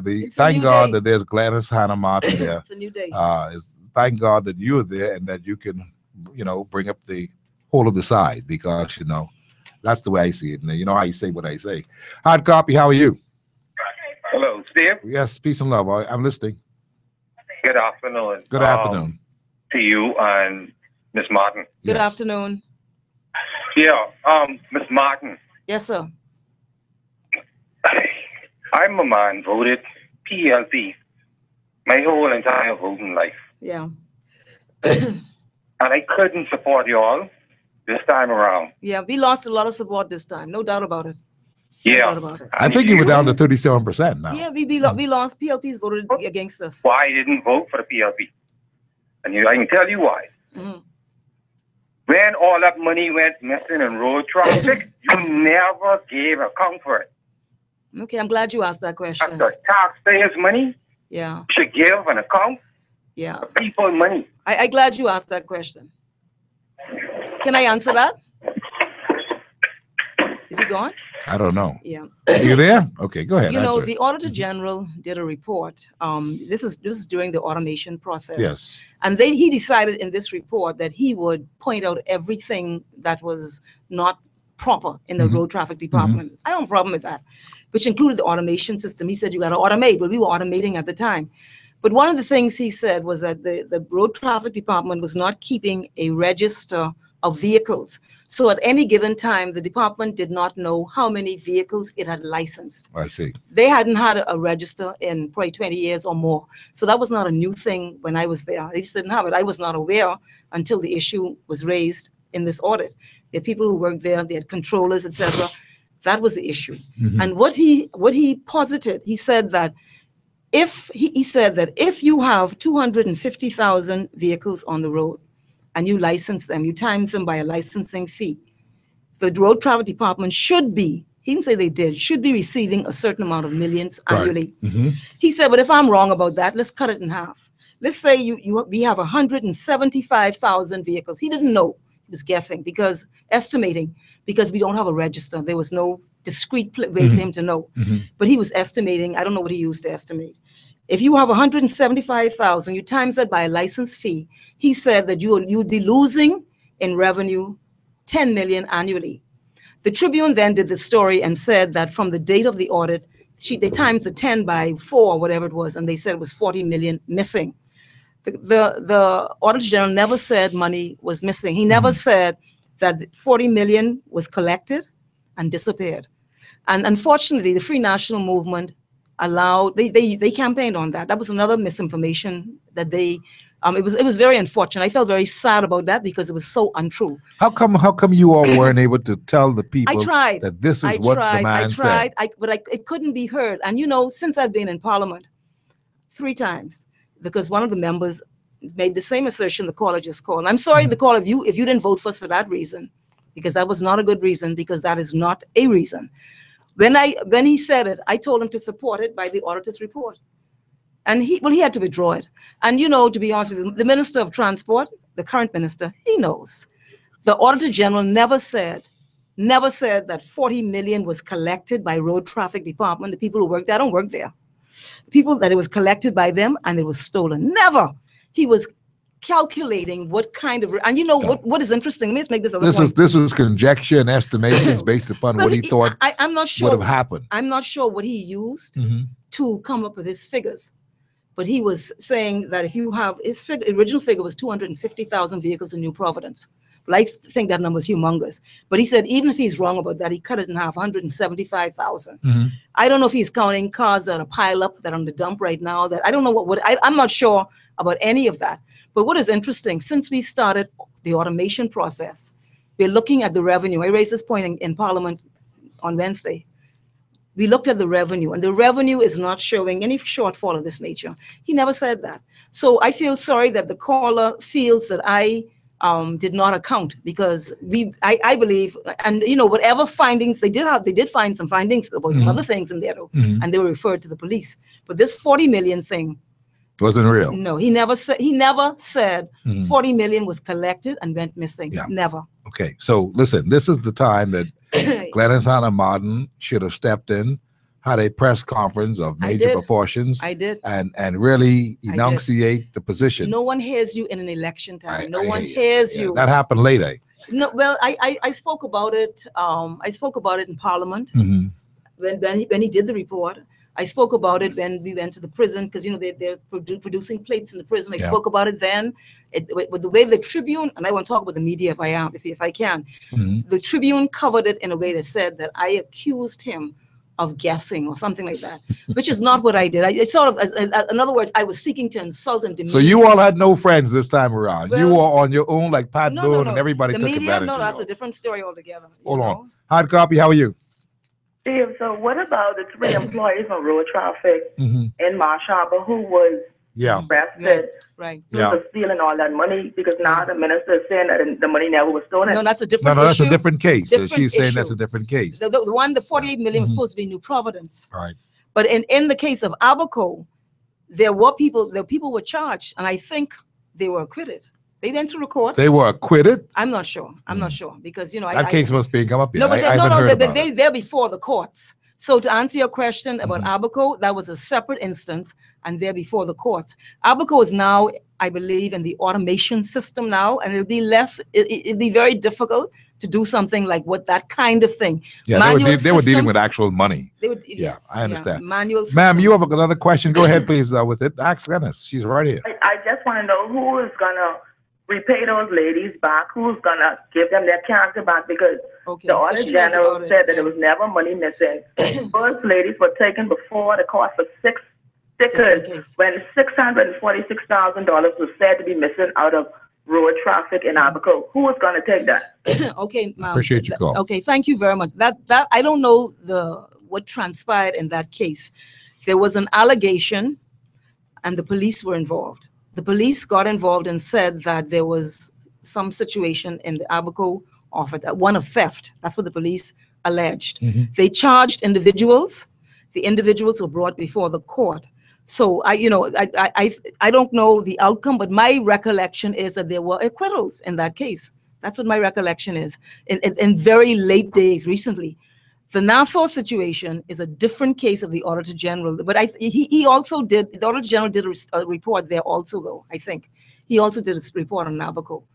And that's what led to whatever. So you want to call us today, 325-023516. Gladys Hanna Martin is all with me, and we've got lots of other things to talk about. We talked some politics earlier, and there are 1 or 2 other questions that are lingering, and we're going to get to them in just a minute. Hard copy, how are you? Hard copy, are you there? Okay. Hard copy, how are you? Hi, Mr. McKinney, how are you? Very good, thanks. All right, and good evening, Ms. Hanna Martin. Good evening, sir. Good evening. All right, madam, I want you to be encouraged, and I believe that the 4 of you in there will show this whole country what the royal opposition is supposed to be like, okay? I'd like to say that when you look at what happened in the past over the election period, one thing that was said by Romy Ferreira, by Halsam Moutri, and the FNM, they came to the conclusion that many people in Marathon caught cancer and in fact have died due to the oil spill that has happened in there, right? And so my thing is, what resolution has the FNM brought forward to deal with that? Because it appears that their answer to our whole issue of those people dying was to get rid of Mr. Fitzgerald. In the budget debate, even since then, I haven't heard Mr. Romy Ferrero say anything about those people who, because the situation is unresolved, are still allegedly catching cancer and are still dying. Okay. So what they have to do about that? And one more thing I have to ask, both of you, one of you might know. Who has the agenda for the Prime Minister, ministers, revitalization of the Over the Hill community? Who has that agenda? Because if he doesn't have a portfolio, who did he put that responsibility on to see that this objective is done? Thank you for allowing me to contribute. Thank you very much. That's a good question. And I think the portfolios, you raised the point with lands and surveys, I think is the Prime Minister, because I saw him doing the tour. But we're not clear on what these portfolios are, so I really don't know. It may See, be when I started to raise that question, you cut me off on it. I humbly the apologize. question that I was getting to, the statement I was getting to, really was that one of the ministers now, Mr. Brent Simonette, is in charge of immigration, is in charge of financial services, and is in charge of what's the other one? 3 different ministries. Immigration, financial services, and I have it right here somewhere. Well, anyway, the fact of the matter is that he has been said to be in charge of 70% thereabouts of the economy, based upon his ministry portfolio that he has. And others were saying that, well, he may have also been in charge of land, and all that. Theodore Brent Simonette, Minister of Financial Services, Trade and Industry. That's the big one. Yeah. Trade and industry, and immigration. I want to find out your thoughts about that. Is what I was attempting to do at the time when I started to set up the question. Sorry, Steve. Yeah, okay. I was attempting to find out what your thoughts are about that particular allocation of ministries, so closely knitted, and in key areas like financial services, immigration. And I was saying the other day that immigration is not from the point of view, in my mind, that has to do with the lowly or the humble Haitians from down south, that kind of stuff. But this is the work permit kind of my focus on this whole thing with immigration is that do they tie into all these people who want to come as investors and bankers and so forth and all. And Mr. Simonette very cleverly was able to put on the table that I think that you all should be debating immigration and find out what we should do with these people who don't seemingly have a home but want to be here. And he kind of brought all that thing up again, that same old argument. And I'm saying, but Mr. Simonette, what we really want to find out is we really want to find out about the whole idea about these international people coming here and work permits and all that. What's the number of work permits that we've given so far? What are the number of work permits that we're looking at giving in this kind of thing? Because we don't want to keep talking in circles about the people who came from down south. We know that's a problem. We know that there's repatriation that happens. But at the same time, what other damage is being done that we're not knowing about? Who are getting citizenship? Who are lining up for work permits, spousal permits, and all those kinds of things? That was the challenge that I put on hard copy about a week or 2 ago on this particular matter. I want to ask you how they are tied together. What are your thoughts about that? Does it make any impact to what is happening in our country? You make a very good point. And there is a logical connection that you would think with financial services. And there's a logical connection. And then the other concern would be the permanent residence and the citizenships connected to financial services coming out of that. And I'm not saying this government will do that, but we have to be very careful that money is not paving a way for certain privileged statuses in our country. So I think that I agree with you. I think that is something that we would have to watch, because it seems to me that is the logical reasoning for connecting immigration with financial service. Probably not the only reason, but it does. There's never been connected like that in previous administrations. I don't think so. Not that I got to think, but I don't remember that happening before. There's always been labor and immigration or public safety or as a national security and immigration, things like that. Right. But I mean, That's a very serious it may have, it's just something that I asked a question on and just want to know, just so we can be on top of these things, because we had the 3 biggest things that has been plaguing our economy or plaguing this country has been the economy, for one. It has been the whole idea of immigration and the crime. These are the 3 things that really put this country under in many regards. You're right, and so that's why we do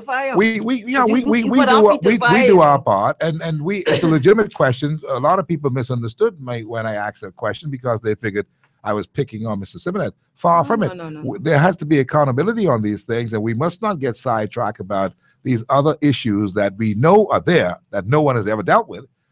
We want them dealt with as well, but we have got to pay attention to this other part of it, because you said it right. The logical kind of connection that people would make would be the immigration side of this whole matter and people coming in looking for jobs. And you know, and the thing about that has serious implications. Serious implications. So, you know, that's a very important point you make. But can I just talk about the structural issues I spoke about, right? I was looking at, you know, Bahamians talk about, you know, you look at our land policy.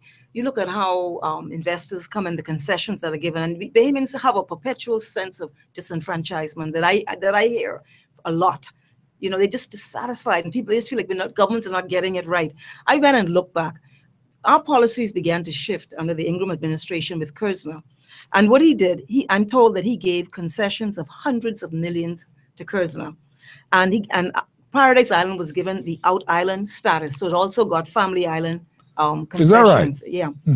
And then we agreed for the first time ever, marketing for Kerzner, for their establishment, not for the Bahamas, $4 million per annum for more than 10 years. Then we went further. The Ingram administration gave them the most favored nation status, which means that no one can get anything if they don't get it too. Yeah. And then they reduced the casino taxes. And then when they bought up all of Paradise Island, it led to a reduction in the room count. So that had an impact on our tourism, product. And then we agreed in this process to 3 casinos only in the Bahamas. And then in Nassau, sorry, not in the Bahamas. And then, of course, you know, he took a position that he didn't want live music, etc.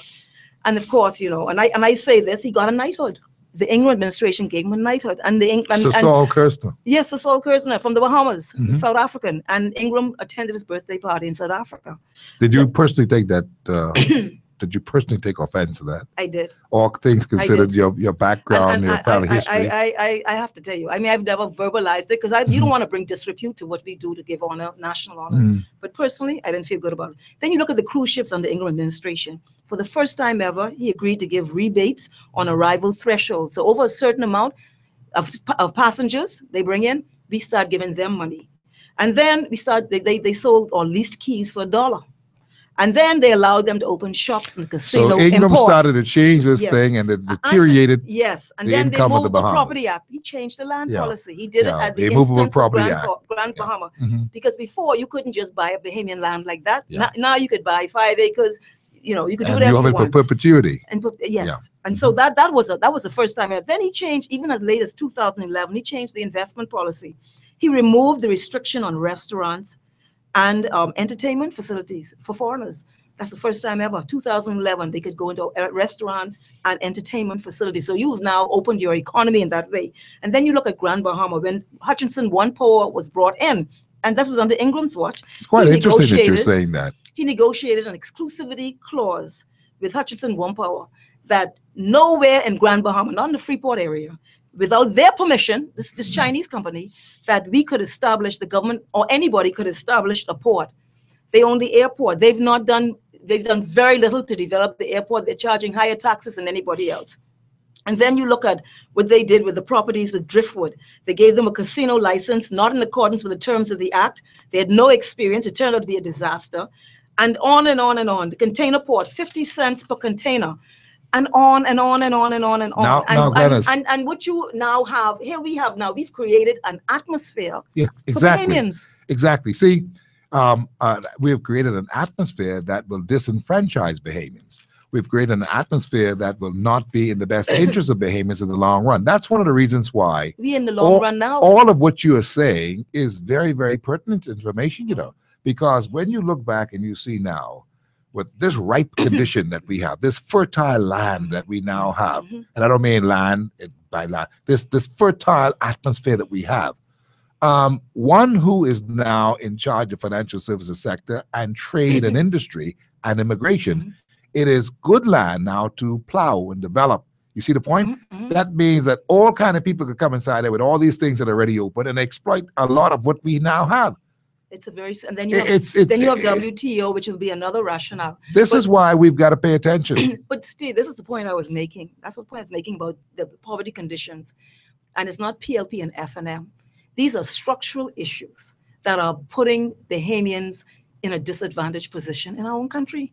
And, you know, and so when you throw trinkets at me, And I say Wi-Fi, but Wi-Fi is good. I agree, but we need fundamental reform because Bahamians want more. Bahamians are smart. They're accomplished. They want more. Do you believe that we have a group of men now, presently in the government of the Bahamas, that can bring about or begin the process of this fundamental reform that you're seeking? No, I don't think so, because I don't think so. This is a lot of years of doing, and it's going to be a lot of years to undo. The FNM that did this, and then they you know, they have their own base. The FNM has a base. We have our base, and our base was very. You heard the man call and say he didn't vote against us. He voted against us. The woman said she voted in 2002. So every party has a base. So you know, you will find that the base of each political organization dictates a lot of the way in which, to a large extent. So I personally don't expect to see any radical, because I'm talking about radical change, which includes land reform, changing the land policy. And that ain't gonna be easy, but that you ain't gonna see that. You won't see that. Well, Menace has given some indication of some things that he wants to do already. He's talked about those international land policy holders, the International Land Policy Holders Act, that deals with the fact that you've got homeowners who have been renting their units here in the Bahamas while they're in Timbuktu, wherever they are, and they can come in. People come here, they don't even buy a tin of tomato paste or a fresh tomato at the market. They fish in our waters, they get our group, and they do what they do, and they come on vacation and they spend, and there's no money in the economy because their friends own these homes that they have. Them, you see? So he's going to now bring about a tax. Yeah, but I'm talking about something different. Yeah, I understand, but I mean, it's all a part of this whole trying to tear away at this international land policy holders. It's just that they're not collected. Yeah. They're taxed. They're just not collected in these islands. But I'm talking about radical reform. Yeah, I understand. Listen, I know young people in this country. Let me tell you something. To stay abreast with them, it's hard. They are so bright. And so we can't think that we are know-alls. The Bahamas has to move forward. It's a new time. It's a new time. It's a new time. But I can tell you though, ain't nothing I hear yet affecting that movement forward. Well, listen, I suggest that you keep listening, and I suggest that you keep doing what you're doing, because I don't expect once you do what you do, you're going to help to shape. They put us in this jam. Yeah, you're going to help to shape where we should be going. And see, that's what an effective opposition is all about. You've got to help to shape where we're going to go. But Steve, I don't mind shaping, right? But I'm interested in the opportunity for us to take this country forward, us meaning the PLP, not shaping the Free National Movement. No, there's no problem with that. I mean, I hear what you're saying, and you will perhaps get your chance again if you're interested. But right now, failure is not an option for this government. This is our government. Right. It's for all of us. I agree with and that. we must move forward in the best way. I love the ideas about the structural changes that you think that we need to make. It may not happen, but that doesn't mean that you can't get up and shout. You saw it in the budget. This is just their first budget. No. Listen to me, Steve. You saw the priorities in the budget. The $50 million businesses got exemptions. They did not find it appropriate to roll out in inner city communities. So, I don't know what that means, but I would rather they forget the $50 million businesses and go straight over the hill. Yes, go and over make sure that these little business fellas can keep the economy create some stimulated. joy, because people have been catching hell. It's been rough. Well, I happen to know that they have that on their agenda. This what they're talking about. You're going to see some stuff. On the agenda. No, immediate agenda. Okay. What you see, what you're talking about now is very, very necessary. And what you are going to see, and I happen to know because I've got a little insight into a couple of things there. And I'm saying, yeah, Glennis is actually saying it because these guys are going to have to actually do it. And these guys being Dr. Hewitt Minnis, the Prime Minister and the Free National Movement, they know exactly what has happened. They had their ears to the ground too. They know exactly what is happening out there on the ground. They know that these local businesses have to be stimulated. They can't play with it. They know it. It's a task. I'll be advocating. But I believe they can get it done. Hard copy, how are you? It's McKinney. Peace and love. How you doing? I'm great, sir. Wonderful. I'm great, sir. My name is John. Hi, John. Yeah, so I haven't really called for a long time because I really wanted to hear what the PLPs had to say if they had ever come on the different talk shows. Right. But what is so sad, right? Mrs. Glennis Hannah Martin said that the people today is suffering immense pain and all types of things that we're going through, right? From 2008. From about 2008. How was it that she didn't realize that when they was in power for the last 5 years? Oh, I realized it. Trust me. What is so, Mr. Kinney, what is so amazing, and that's all I have to say. I want Mrs. Martin to realize that I really want her to lose her seat too. I was hoping that Mr. Miller lose his seat, and praise God, Mr. Miller lose his seat because he's just a two-timer. To make a long story short, sir, I pray that the next time or during the next election, Mrs. Glennis Hannah Martin lose her seat. Brave Davis lose his seat. And guess what? The FNM don't have to worry about that show, because if they don't do what we ask them to do, the DNA will be the next governor in this Bahamas. You take a chance on that. Oh, yes, sir. Oh, yes, sir. Okay, I hear you. Yes, sir. I appreciate your call. Thank you Steve, kindly. It's just to defend myself on the first issue. If anyone looks at the Hansard of this parliament, Yep. they will see I have talked about this issue. In fact, I actually engaged someone to do an audit of my constituency. I spoke about this in Parliament. And I was able to identify a number of things within the constituency and had met with the Ministry of Works, the Royal Bahamas Police Force, the Ministry of Agriculture, Ministry of the Environment, and was preparing to roll out. I discussed with the Prime Minister. He agreed with it. And then Hurricane Matthew rolled out. This is not something that is new to me, and it's not something that I'm newly speaking of. And while there's always poverty conditions, 2008 was a very difficult time, and people have not really caught themselves, a lot of people, from that date. So I'm not a newbie on this issue, and I don't think that my credibility can be attacked on that issue. On your wishing me to lose, I take great comfort that there is a hand of an almighty God, and he determined that I would win, as slight as it was, that I would win. And I think you should be very careful advocating for a government with no opposition. Yeah. Because you gotta be careful what you wish for, sir. Let me ask you this question, Gladys Adama, and apart from all that, did the PLP do its best they could have? Were they cognizant of the people's feeling? Were they cognizant of the cry of the people? Did they do as best they could have? Or are they to be perceived as a bunch of fellas, for the most part, who was just trying to see what they can do for themselves? I mean, that is what the perception is. Yeah. It may not be a good perception, but that is what the perception is in our country. That you all really try to really bring along people. This Band-Aid approach to a lot of things was really an insult to the behavior people. No, I don't think we had a Band-Aid approach, but I think that I have to concede that, that we could have done. Was it really the best job? For example, the urban renewal, like I've said before, it should have been a lot more aggressive. It should have been more resources. It should have been able to help more people in these communities. But national health insurance is a fundamental reform. We had education reform dealing with children with special needs. First time ever bringing a singular focus in that kind of way. We were about to introduce a school for troubled children. We brought in place a high school diploma so a child could leave school with something. We were taking on the issue of the safety net reform through the RISE program.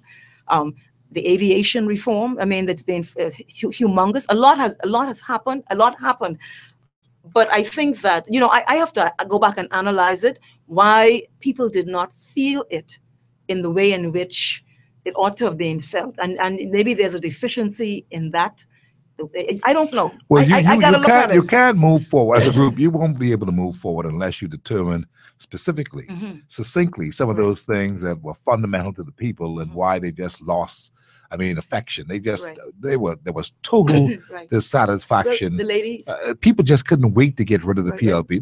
That's a strange kind of thing, considering that there's always some grassroots who will say, we PLP all the way. You mentioned it earlier that, you all lost base supporters. Yes, we did. This is the first time that has actually happened. Does that mean that there's real great slippage, or was it just the leader? Because your leader was challenged in the convention that everybody just played crazy and just voted against Alfred Sayers. Everybody just said, no, it ain't time. Now, that's their choice because that's their party. But the point is this. Did you not see the consequences of that particular action that at the end of the day, because Sayers said it, Sayers had said it during his campaign. He says, if we don't reform and do what we have to do, we could possibly lose the government this time because people need a change at the leadership level. Did you all not see that? Did you all miss that? Let me put it like this, right? The Bahamian people are very intelligent when it comes to elections. Very, very astute. Very astute. So I begin with that. Okay, and I don't deviate from that premise. I think there were multiple issues. The lady who called earlier, she said that, you know, we had a referendum. We did not comply with, it was a very small voter turnout. You know, you'll say that, but there was you went through an exercise, there was a result. We did not abide by that outcome. She did not appreciate that. That was fundamental to her. And so I think that, and I think there are other issues, fundamental issues perhaps, that people formed a view on. And so, you know, we have to analyze why it is we were doing all of this, and the Bahamian people did not feel it in the way in which they should have felt it. They didn't feel it. That's what I'm saying. They didn't feel it. That's my point. They didn't feel it. That's my point. And you know, while there were some ministers there who did some things, Obi Bushkill did a number of things in Grand Bahama and nationally speaking. He tried. There was Glennis Anna Martin. Many ministers were. There was Melanie Griffin. Melanie, I thought, did a tremendous job in social services and all that, and she was doing a lot of new things. But I mean, they still. I mean, that's a result of this hate that came about. That I won't tell you right now on the record. Listen to me carefully. Christie caused that same tsunami. Christie caused that salami. Okay, he did. Because he did not get out of the way in time. And then the rest of you deserved everything that you got because you all didn't invite him to step aside. This was a fundamental election. This was a pivotal election that if you all was man enough to stand up and deal with the whole matter, you may not be in this position today. People wanted to see a fundamental change within the core of the PLP. They didn't get it. I'm glad you raised that point, but being man enough, because one thing, I is woman enough, and so I ain't no. Well, like I tell you, you're exceptional. You're exceptional. But let me talk about this. You are not in that category. I see one editor, right, in the newspapers saying that we must sit small and say sorry, you know, and I want to get to this issue. I know we probably run out of time. The issue of the media in this country, and in particular, The Guardian. The Guardian was owned by an insurance company, is owned by an insurance company. And all during the national health insurance debate, you'd see they would do they'd placate you with something, but you saw the continued resistance. I believe they were going out looking for stories.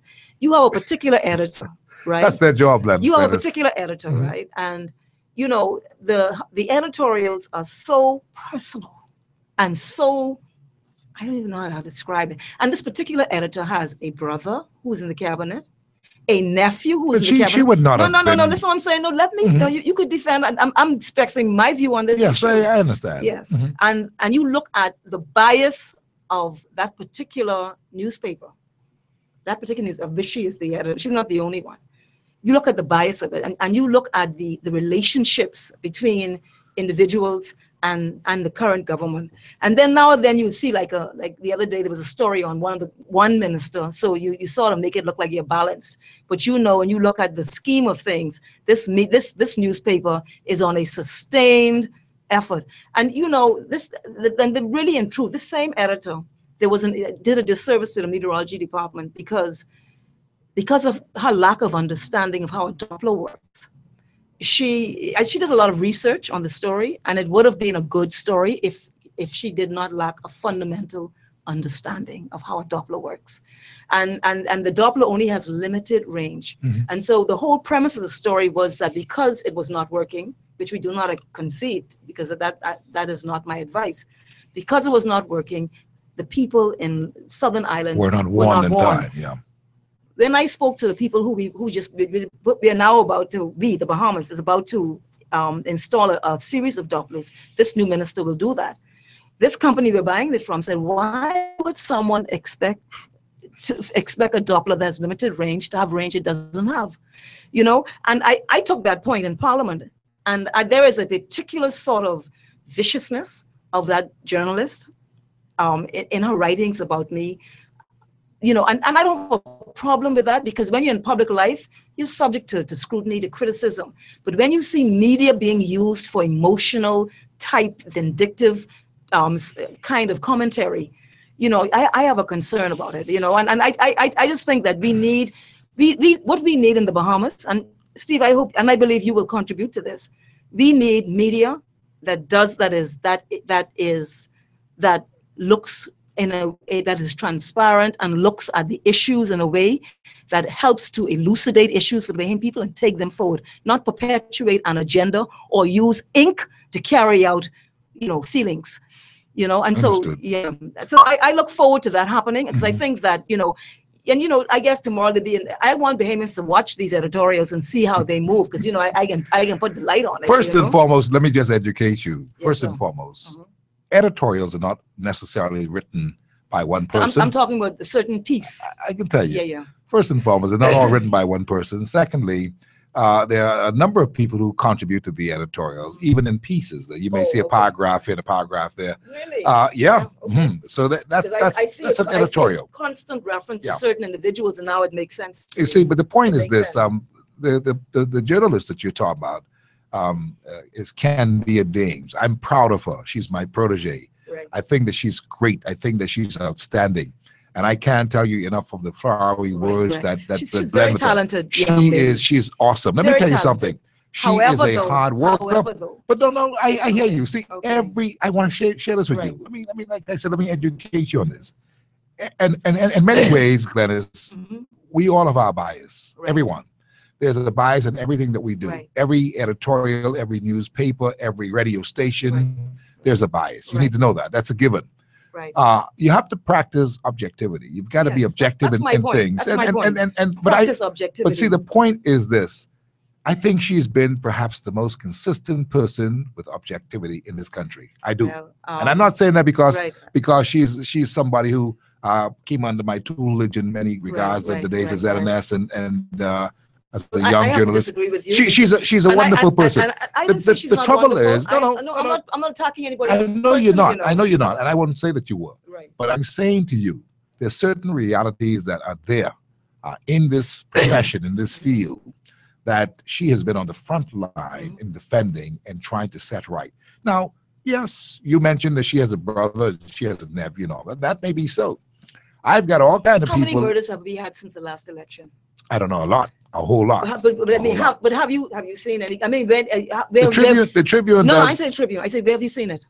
I'm saying the Tribune does their own count. I'm talking about no Tribune now. I said, where have you seen it? What you mean? If I saw it in the Guardian, your question is if I saw anything in the Guardian on it. No, you said you say a lot. I'm saying that there has been a lot. I'm saying, listen, this is not a personal attack, and I'm not speaking only about the Guardian. I'm speaking the Guardian and to some extent the Tribune. Yeah. The point I'm making is not personal. The point I'm making is that you cannot use media to carry out your agenda or whatever it is. You have to be, you say, everybody has bias. I got mine, you got yours. But you have to practice objectivity. Yeah. And you have to move away from, anyway, let me leave it like that. Yeah, I understand you, and we understand that. How much murders we had but at the end of the day, Clarence, you need to know that there's none of this thing that's personal. There's some people who, in fact, may be written about more than others. And that's because they're hot rod. Like, for instance, Jerome Fitzgerald. He's a hot rod. Right. There's nobody who dealt with Jerome Fitzgerald like I did on this station and openly. And I challenge him to call me and say different. Right. And I invite him. Right. He don't come. But the point is this. He probably didn't hear your invitation. Listen, don't start me up now because Listen, let's don't make this about any individual. No. But I'm just saying I don't to move you. on from that. I'm just saying we see, and listen, you got the Punch. Yeah, the Punch, notice the Punch never only talks about the opposition, never criticizes this government, never, not even when they were in opposition. And do you know, I saw that they had certain. You got to give the Punch a chance. They're gonna get that chance to criticize this present government. Listen, I'm not talking about since the election. I said the Punch. From that time. I ain't talking about since. Listen, man, Steve. This is hard copy. This is a hard conversation. So you mean they've always been biased? They've been always about. Lord, man, Steve, stop that now.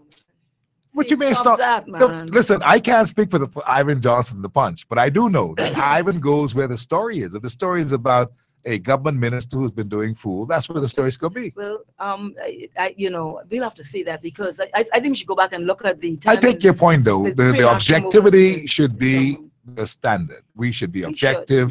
We should be fair and Try to balanced. I try to be manipulate fair and thinking. Gotta stop balanced. that, man. I try to be fair and balanced. I don't always do a good job, and sometimes I mess up too. But the point is this: for the most part, I try to season my pot with a little salt, a little pepper, and balance the whole thing out. And that's why I've invited the PLPs on my show during the election. And a lot of people say, "Why are you bringing them on? Man, kill them." But I invited them on the show. They were here. You bring them here to kill them. That's what you're No, I didn't. And everyone can tell you that they were treated well because I'm going to have respect for my guests. I invited them to the show.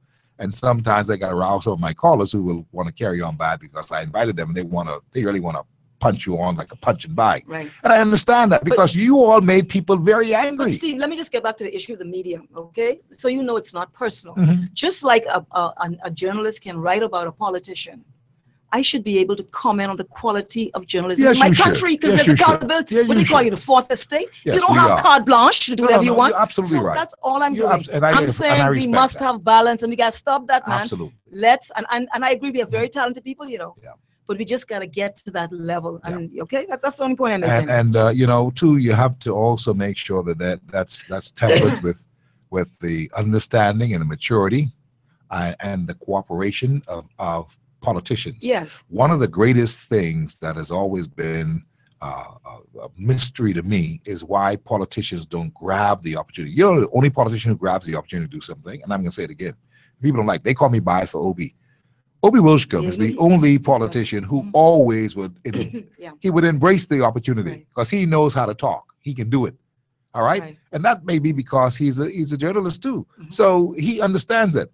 But the point is, you've got others who are insulting. Yeah, defensive, and you've got some other politicians, and I would call his name Fred Mitchell. Well, I saw one. Listen, I saw this one is not in Parliament personal. the other day, and who just whisked by. He's a government minister, and he told him he's whisked by. He wouldn't give them he wouldn't give them a moment. I ain't gonna say who it is, okay? So I see it on both sides. I don't know with Fred, but you have to cooperate and participate with media so that we can get balance. See, when you come on the show, they can say, well, Steve talking so bad with Glennis, he didn't even give a chance. I brought Glennis in. Last week on the show, I said, Glennis, she getting up, she jumping up, and she want to object to every doggone thing. What is going on? I only said, this is what I said. I said it. Yeah. Now, this week, I've got Glennis right here before me. So the point is, you've got to be able to create that environment where we give everyone a chance. You give us a chance as the fourth estate because we have to keep the record. I defend all of my journalists, all of them. Even if they don't work for me, they work for the Guardian, they work for the Tribune. And you have to we have to defend them because they are on the front line to make sure that we get the right information out. You have to defend the principles upon which your profession is founded. It's not about friends and who you because you're in the same group with somebody. And then the other question I want to ask you is, who is the president of the press club now? Well, presently the press club is led by Anthony Newbold, but of course that is changing. Well, I expect you to deal with that. No, of course I will. And and let me just tell you, how serious I am. Yeah. I had a meeting today with Mr. Newbold. Okay, I won't tell you the details of that meeting, but it's all because he is now at a level that he is now the press secretary of the Office of Prime Minister.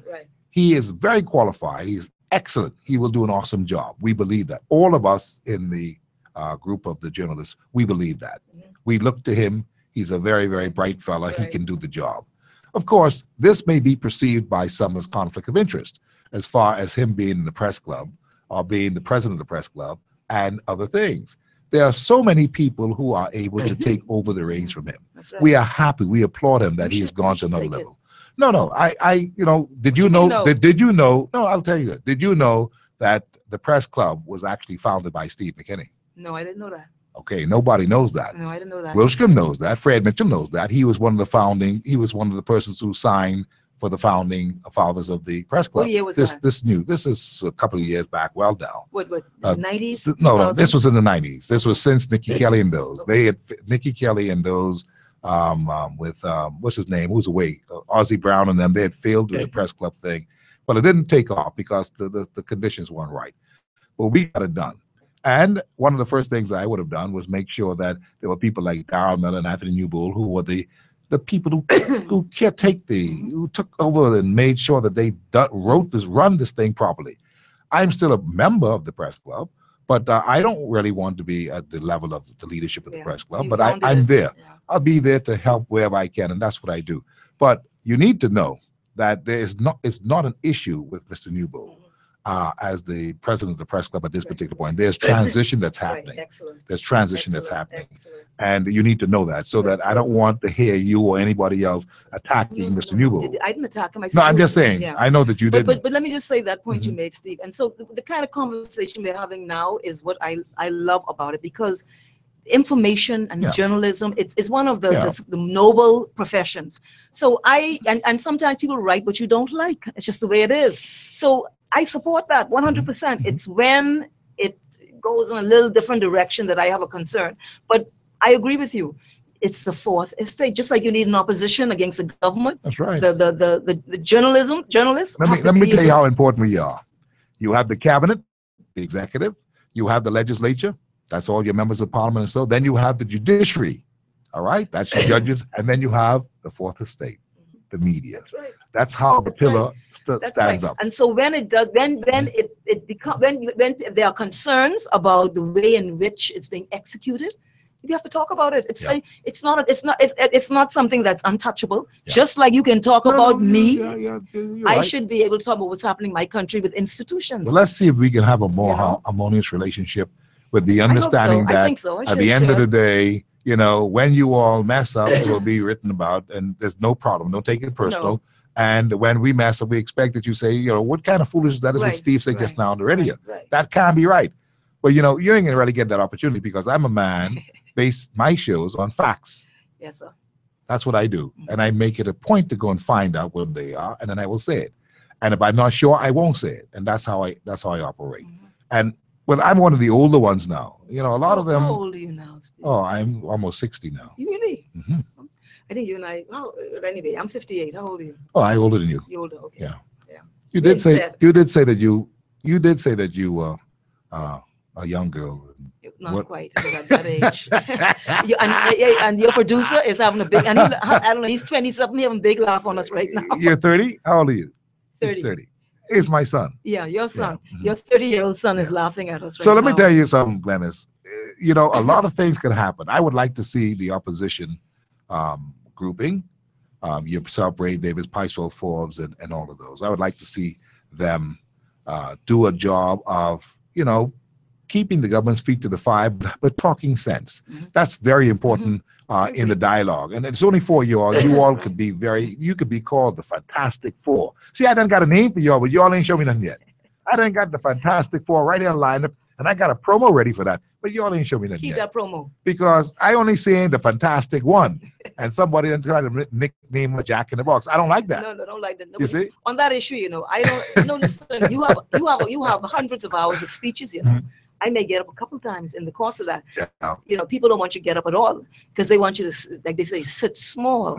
But that's not what the people of Engleson sent me to do. I'm not going to sit small. You must have your say. I love my country. You know what I love? I love the people I represent. I love the Bahamian people through and through, even when they don't support us and they put us out of. I love my people, but I ain't gonna sit small. As long as I'm in public life and I have an opportunity, I will do my best to speak on behalf of the Bahamian people, which I have done in 15 years. Go and check the Hansard and throughout. I know. And I've got some calls. I want to take them because it's almost 7:30. So let's take these calls. Are you paying overtime? I can. We can negotiate. I'm asking some people in the room. Hi, Coffee. How are you? Hey, Steve. How you doing? Peace and love. All is well. Yeah, that's Turner here. Hey, Turner. What's going on? Yeah, I've got two good questions for the minister. Go right ahead. First question is, she talked about the Ingram's administration's policies.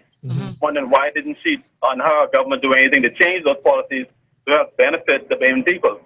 Second question, with the lightering concern that she brought up, or the fees that she brought up with lightering a few years back, that could have brought millions of dollars into the public treasury.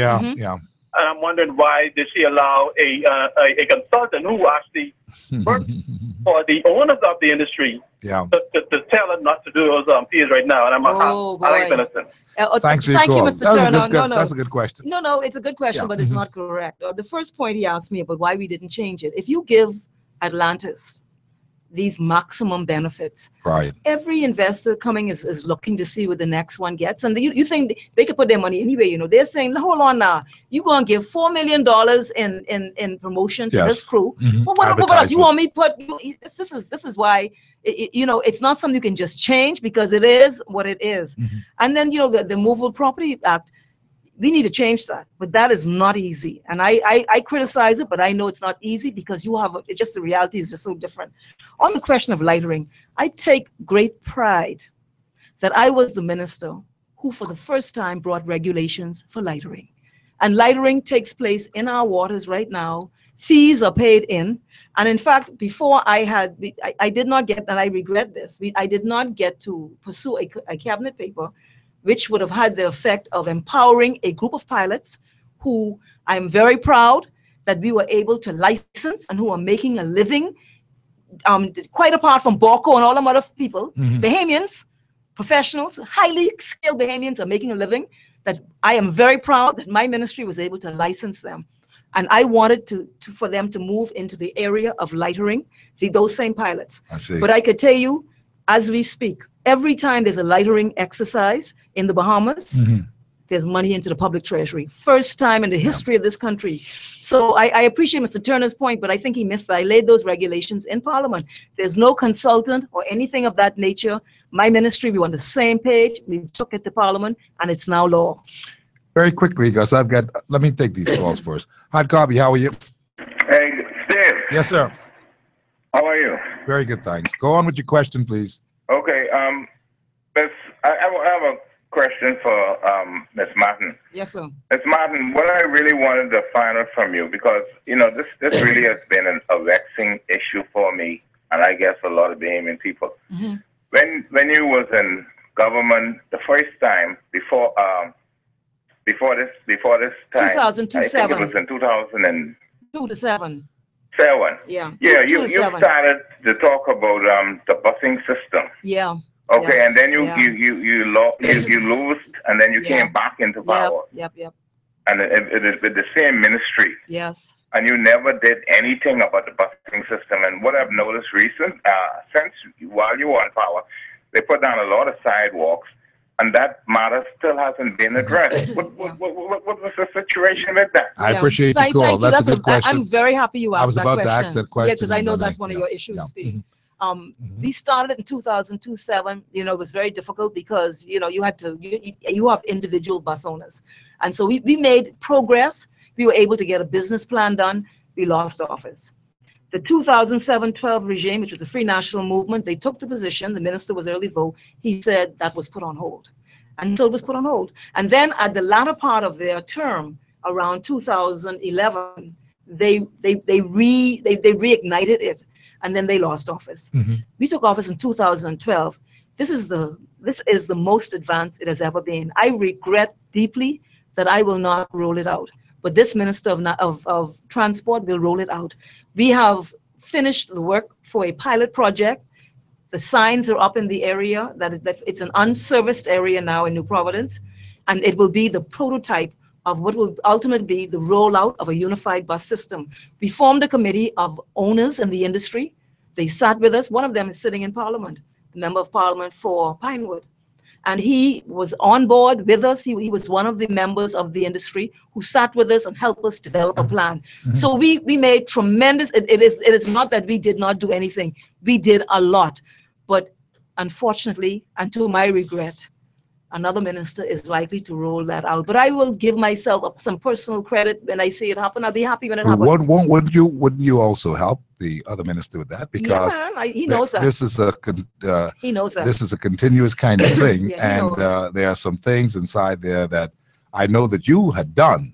Because I have a file on that whole thing, because, you know, we were pursuing that. That makes a lot of sense. And there's some things that need a lot of tweaking.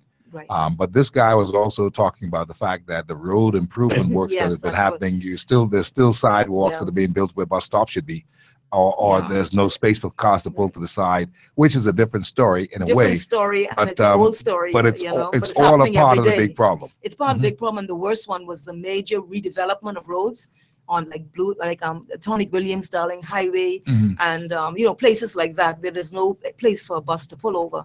So that's very problematic, unfortunately. That's Flight information region. This was your biggest caveat. This is the thing that you had gotten some movement on. The movement that you got on that, does it mean that we are in a position now where we would have the kind of proper radar system and the flight information region system set up to the point where we are able to capitalize and make any money, or we are still a good ways off in our development of that?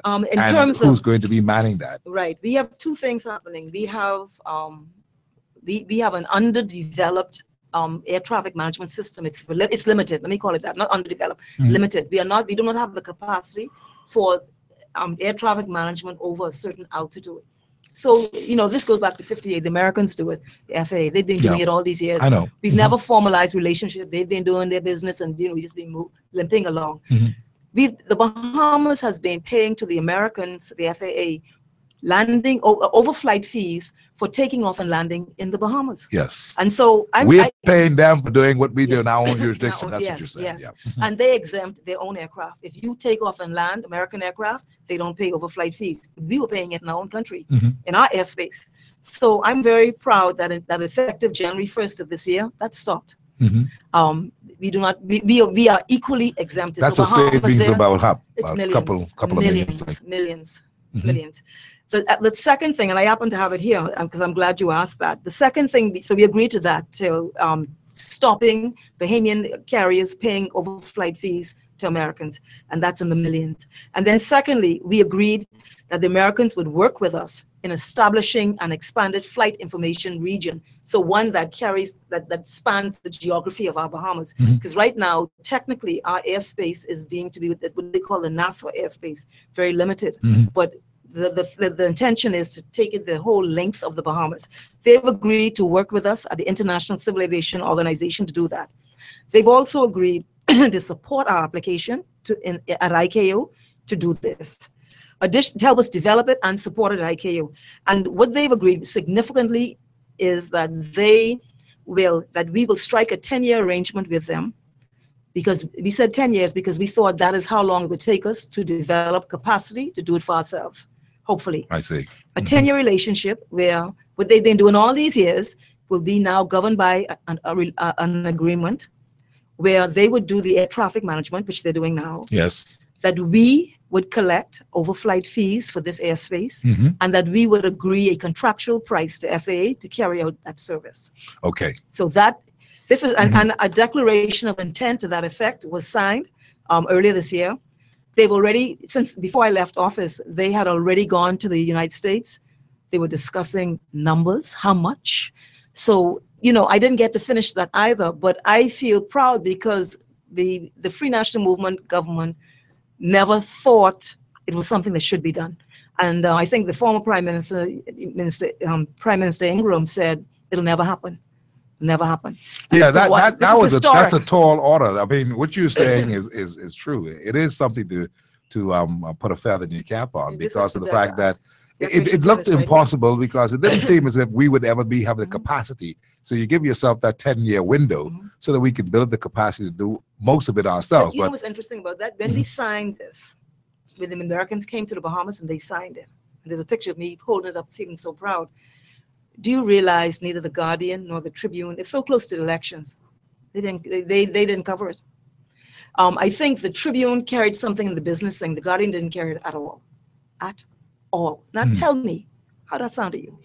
Well, they may have just had a bad news day. I can't make an excuse for them, but they should have carried it because it was historic. Let me just, I may be wrong. Was absolutely they may have historic. carried it as maybe a third or fourth page story or something. I want to make sure I'm not saying the wrong thing. I'm not sure if they carried it either, but the point is, they didn't carry it on the front. The Prime Minister made the announcement initially. That's probably why they didn't carry it. Because, the Prime Minister. Let me put a caveat. I gotta make sure I'm right about that. But my recollection is that it was severely downplayed by the media. Yeah.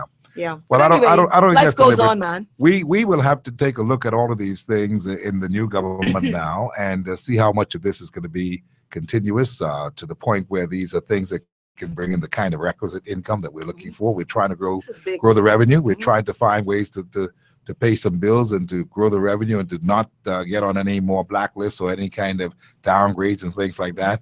It's a tall order that Minister those have, and I would hope that Glenys Hanna Martin would do her best to give the support and be bipartisan on certain things that you can be bipartisan on, because that is most important. In my budget speech, that I will never talk down my country.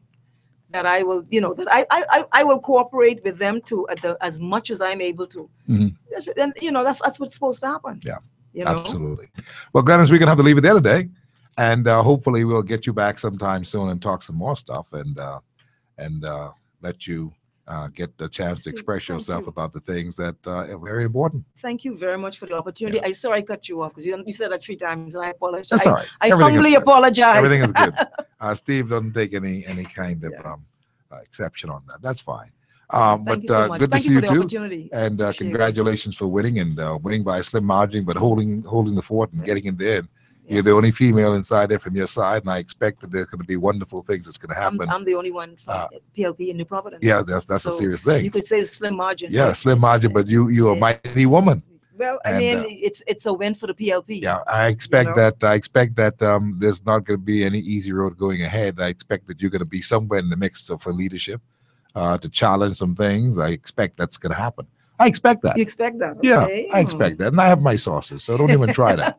I don't know. And I see you looking at you about to say that ain't so. I want you to say. The show, so I can't comment. Okay. Anyway, that's a good one. Thank you so much, Glenys Hanna Martin, with us today. Thank you for the opportunity. Absolutely, really appreciate it. Glenys Hanna Martin today here on the show. One of my most favorite persons in the country. You, Steve. I really appreciate as far as is concerned, and she knew that she was all that time, and it's because she could hold herself. She could hold her own. That's important. A woman stand there holding her own and say, "Look here, now you sit right down, and you hear what I say. Don't try that no more." That's good stuff. We like that kind of stuff. I see the strength there, and I wish you the very, very best. I hope that you have a good 5-year period inside there and see what could happen. Thank you. Right? I'm sure it will not be easy, but I will do my best. Wonderful. Thank Stevie, you. Let's go home. Our copy today has been brought to you by Interior Exterior Windows and Doors, Bank of the Bahamas. The Bank of the Bahamas, of course, the Bank of Solutions. Assemblies of God, Mount Tabor's Inspiration, Bahamas Foot and Ankle on Lake Road, Super Value. Rocky Farms Nursery on Seabreeze Lane. Tomorrow at Rocky Farms, boy, they're going to be selling all kinds of stuff. You want to go there and be a part of it. Go check Bruce Hinder and company. They're at Rocky Farm all morning long. I'll be talking about it. Water and Sewage Corporation, Ministry of Tourism, Echo Water, Commonwealth Mine, Cool Tech, the Echo Experts, Tonic Williams, Darling Highway, Bahamian Durian Beverages. Also, Superwash, Vantage Insurance and Brokers, Ron's Electric Motors, and of course, they're on Wolf Road and Parish Road. Executive Printers on Jerome Avenue, and the McKinney Media Group Limited, advertisement, consultation, public relations, the whole 9 yards. That is what we do, and we try to do a good job every time. That's our show for today, the Friday Tradition. We'll see you, God willing, next week. And of course, next week we've got a whole long list of very impressive people to bring on the show for you. So we hope that you're looking forward to that. Go to church this Sunday, pray for the nation, pray for the leader of the opposition, pray for the Prime Minister of this country, pray for yourselves and pray for your families. And don't forget, always do good, because doing good is the best thing you can possibly do in this lifetime. God willing, next week we'll see you.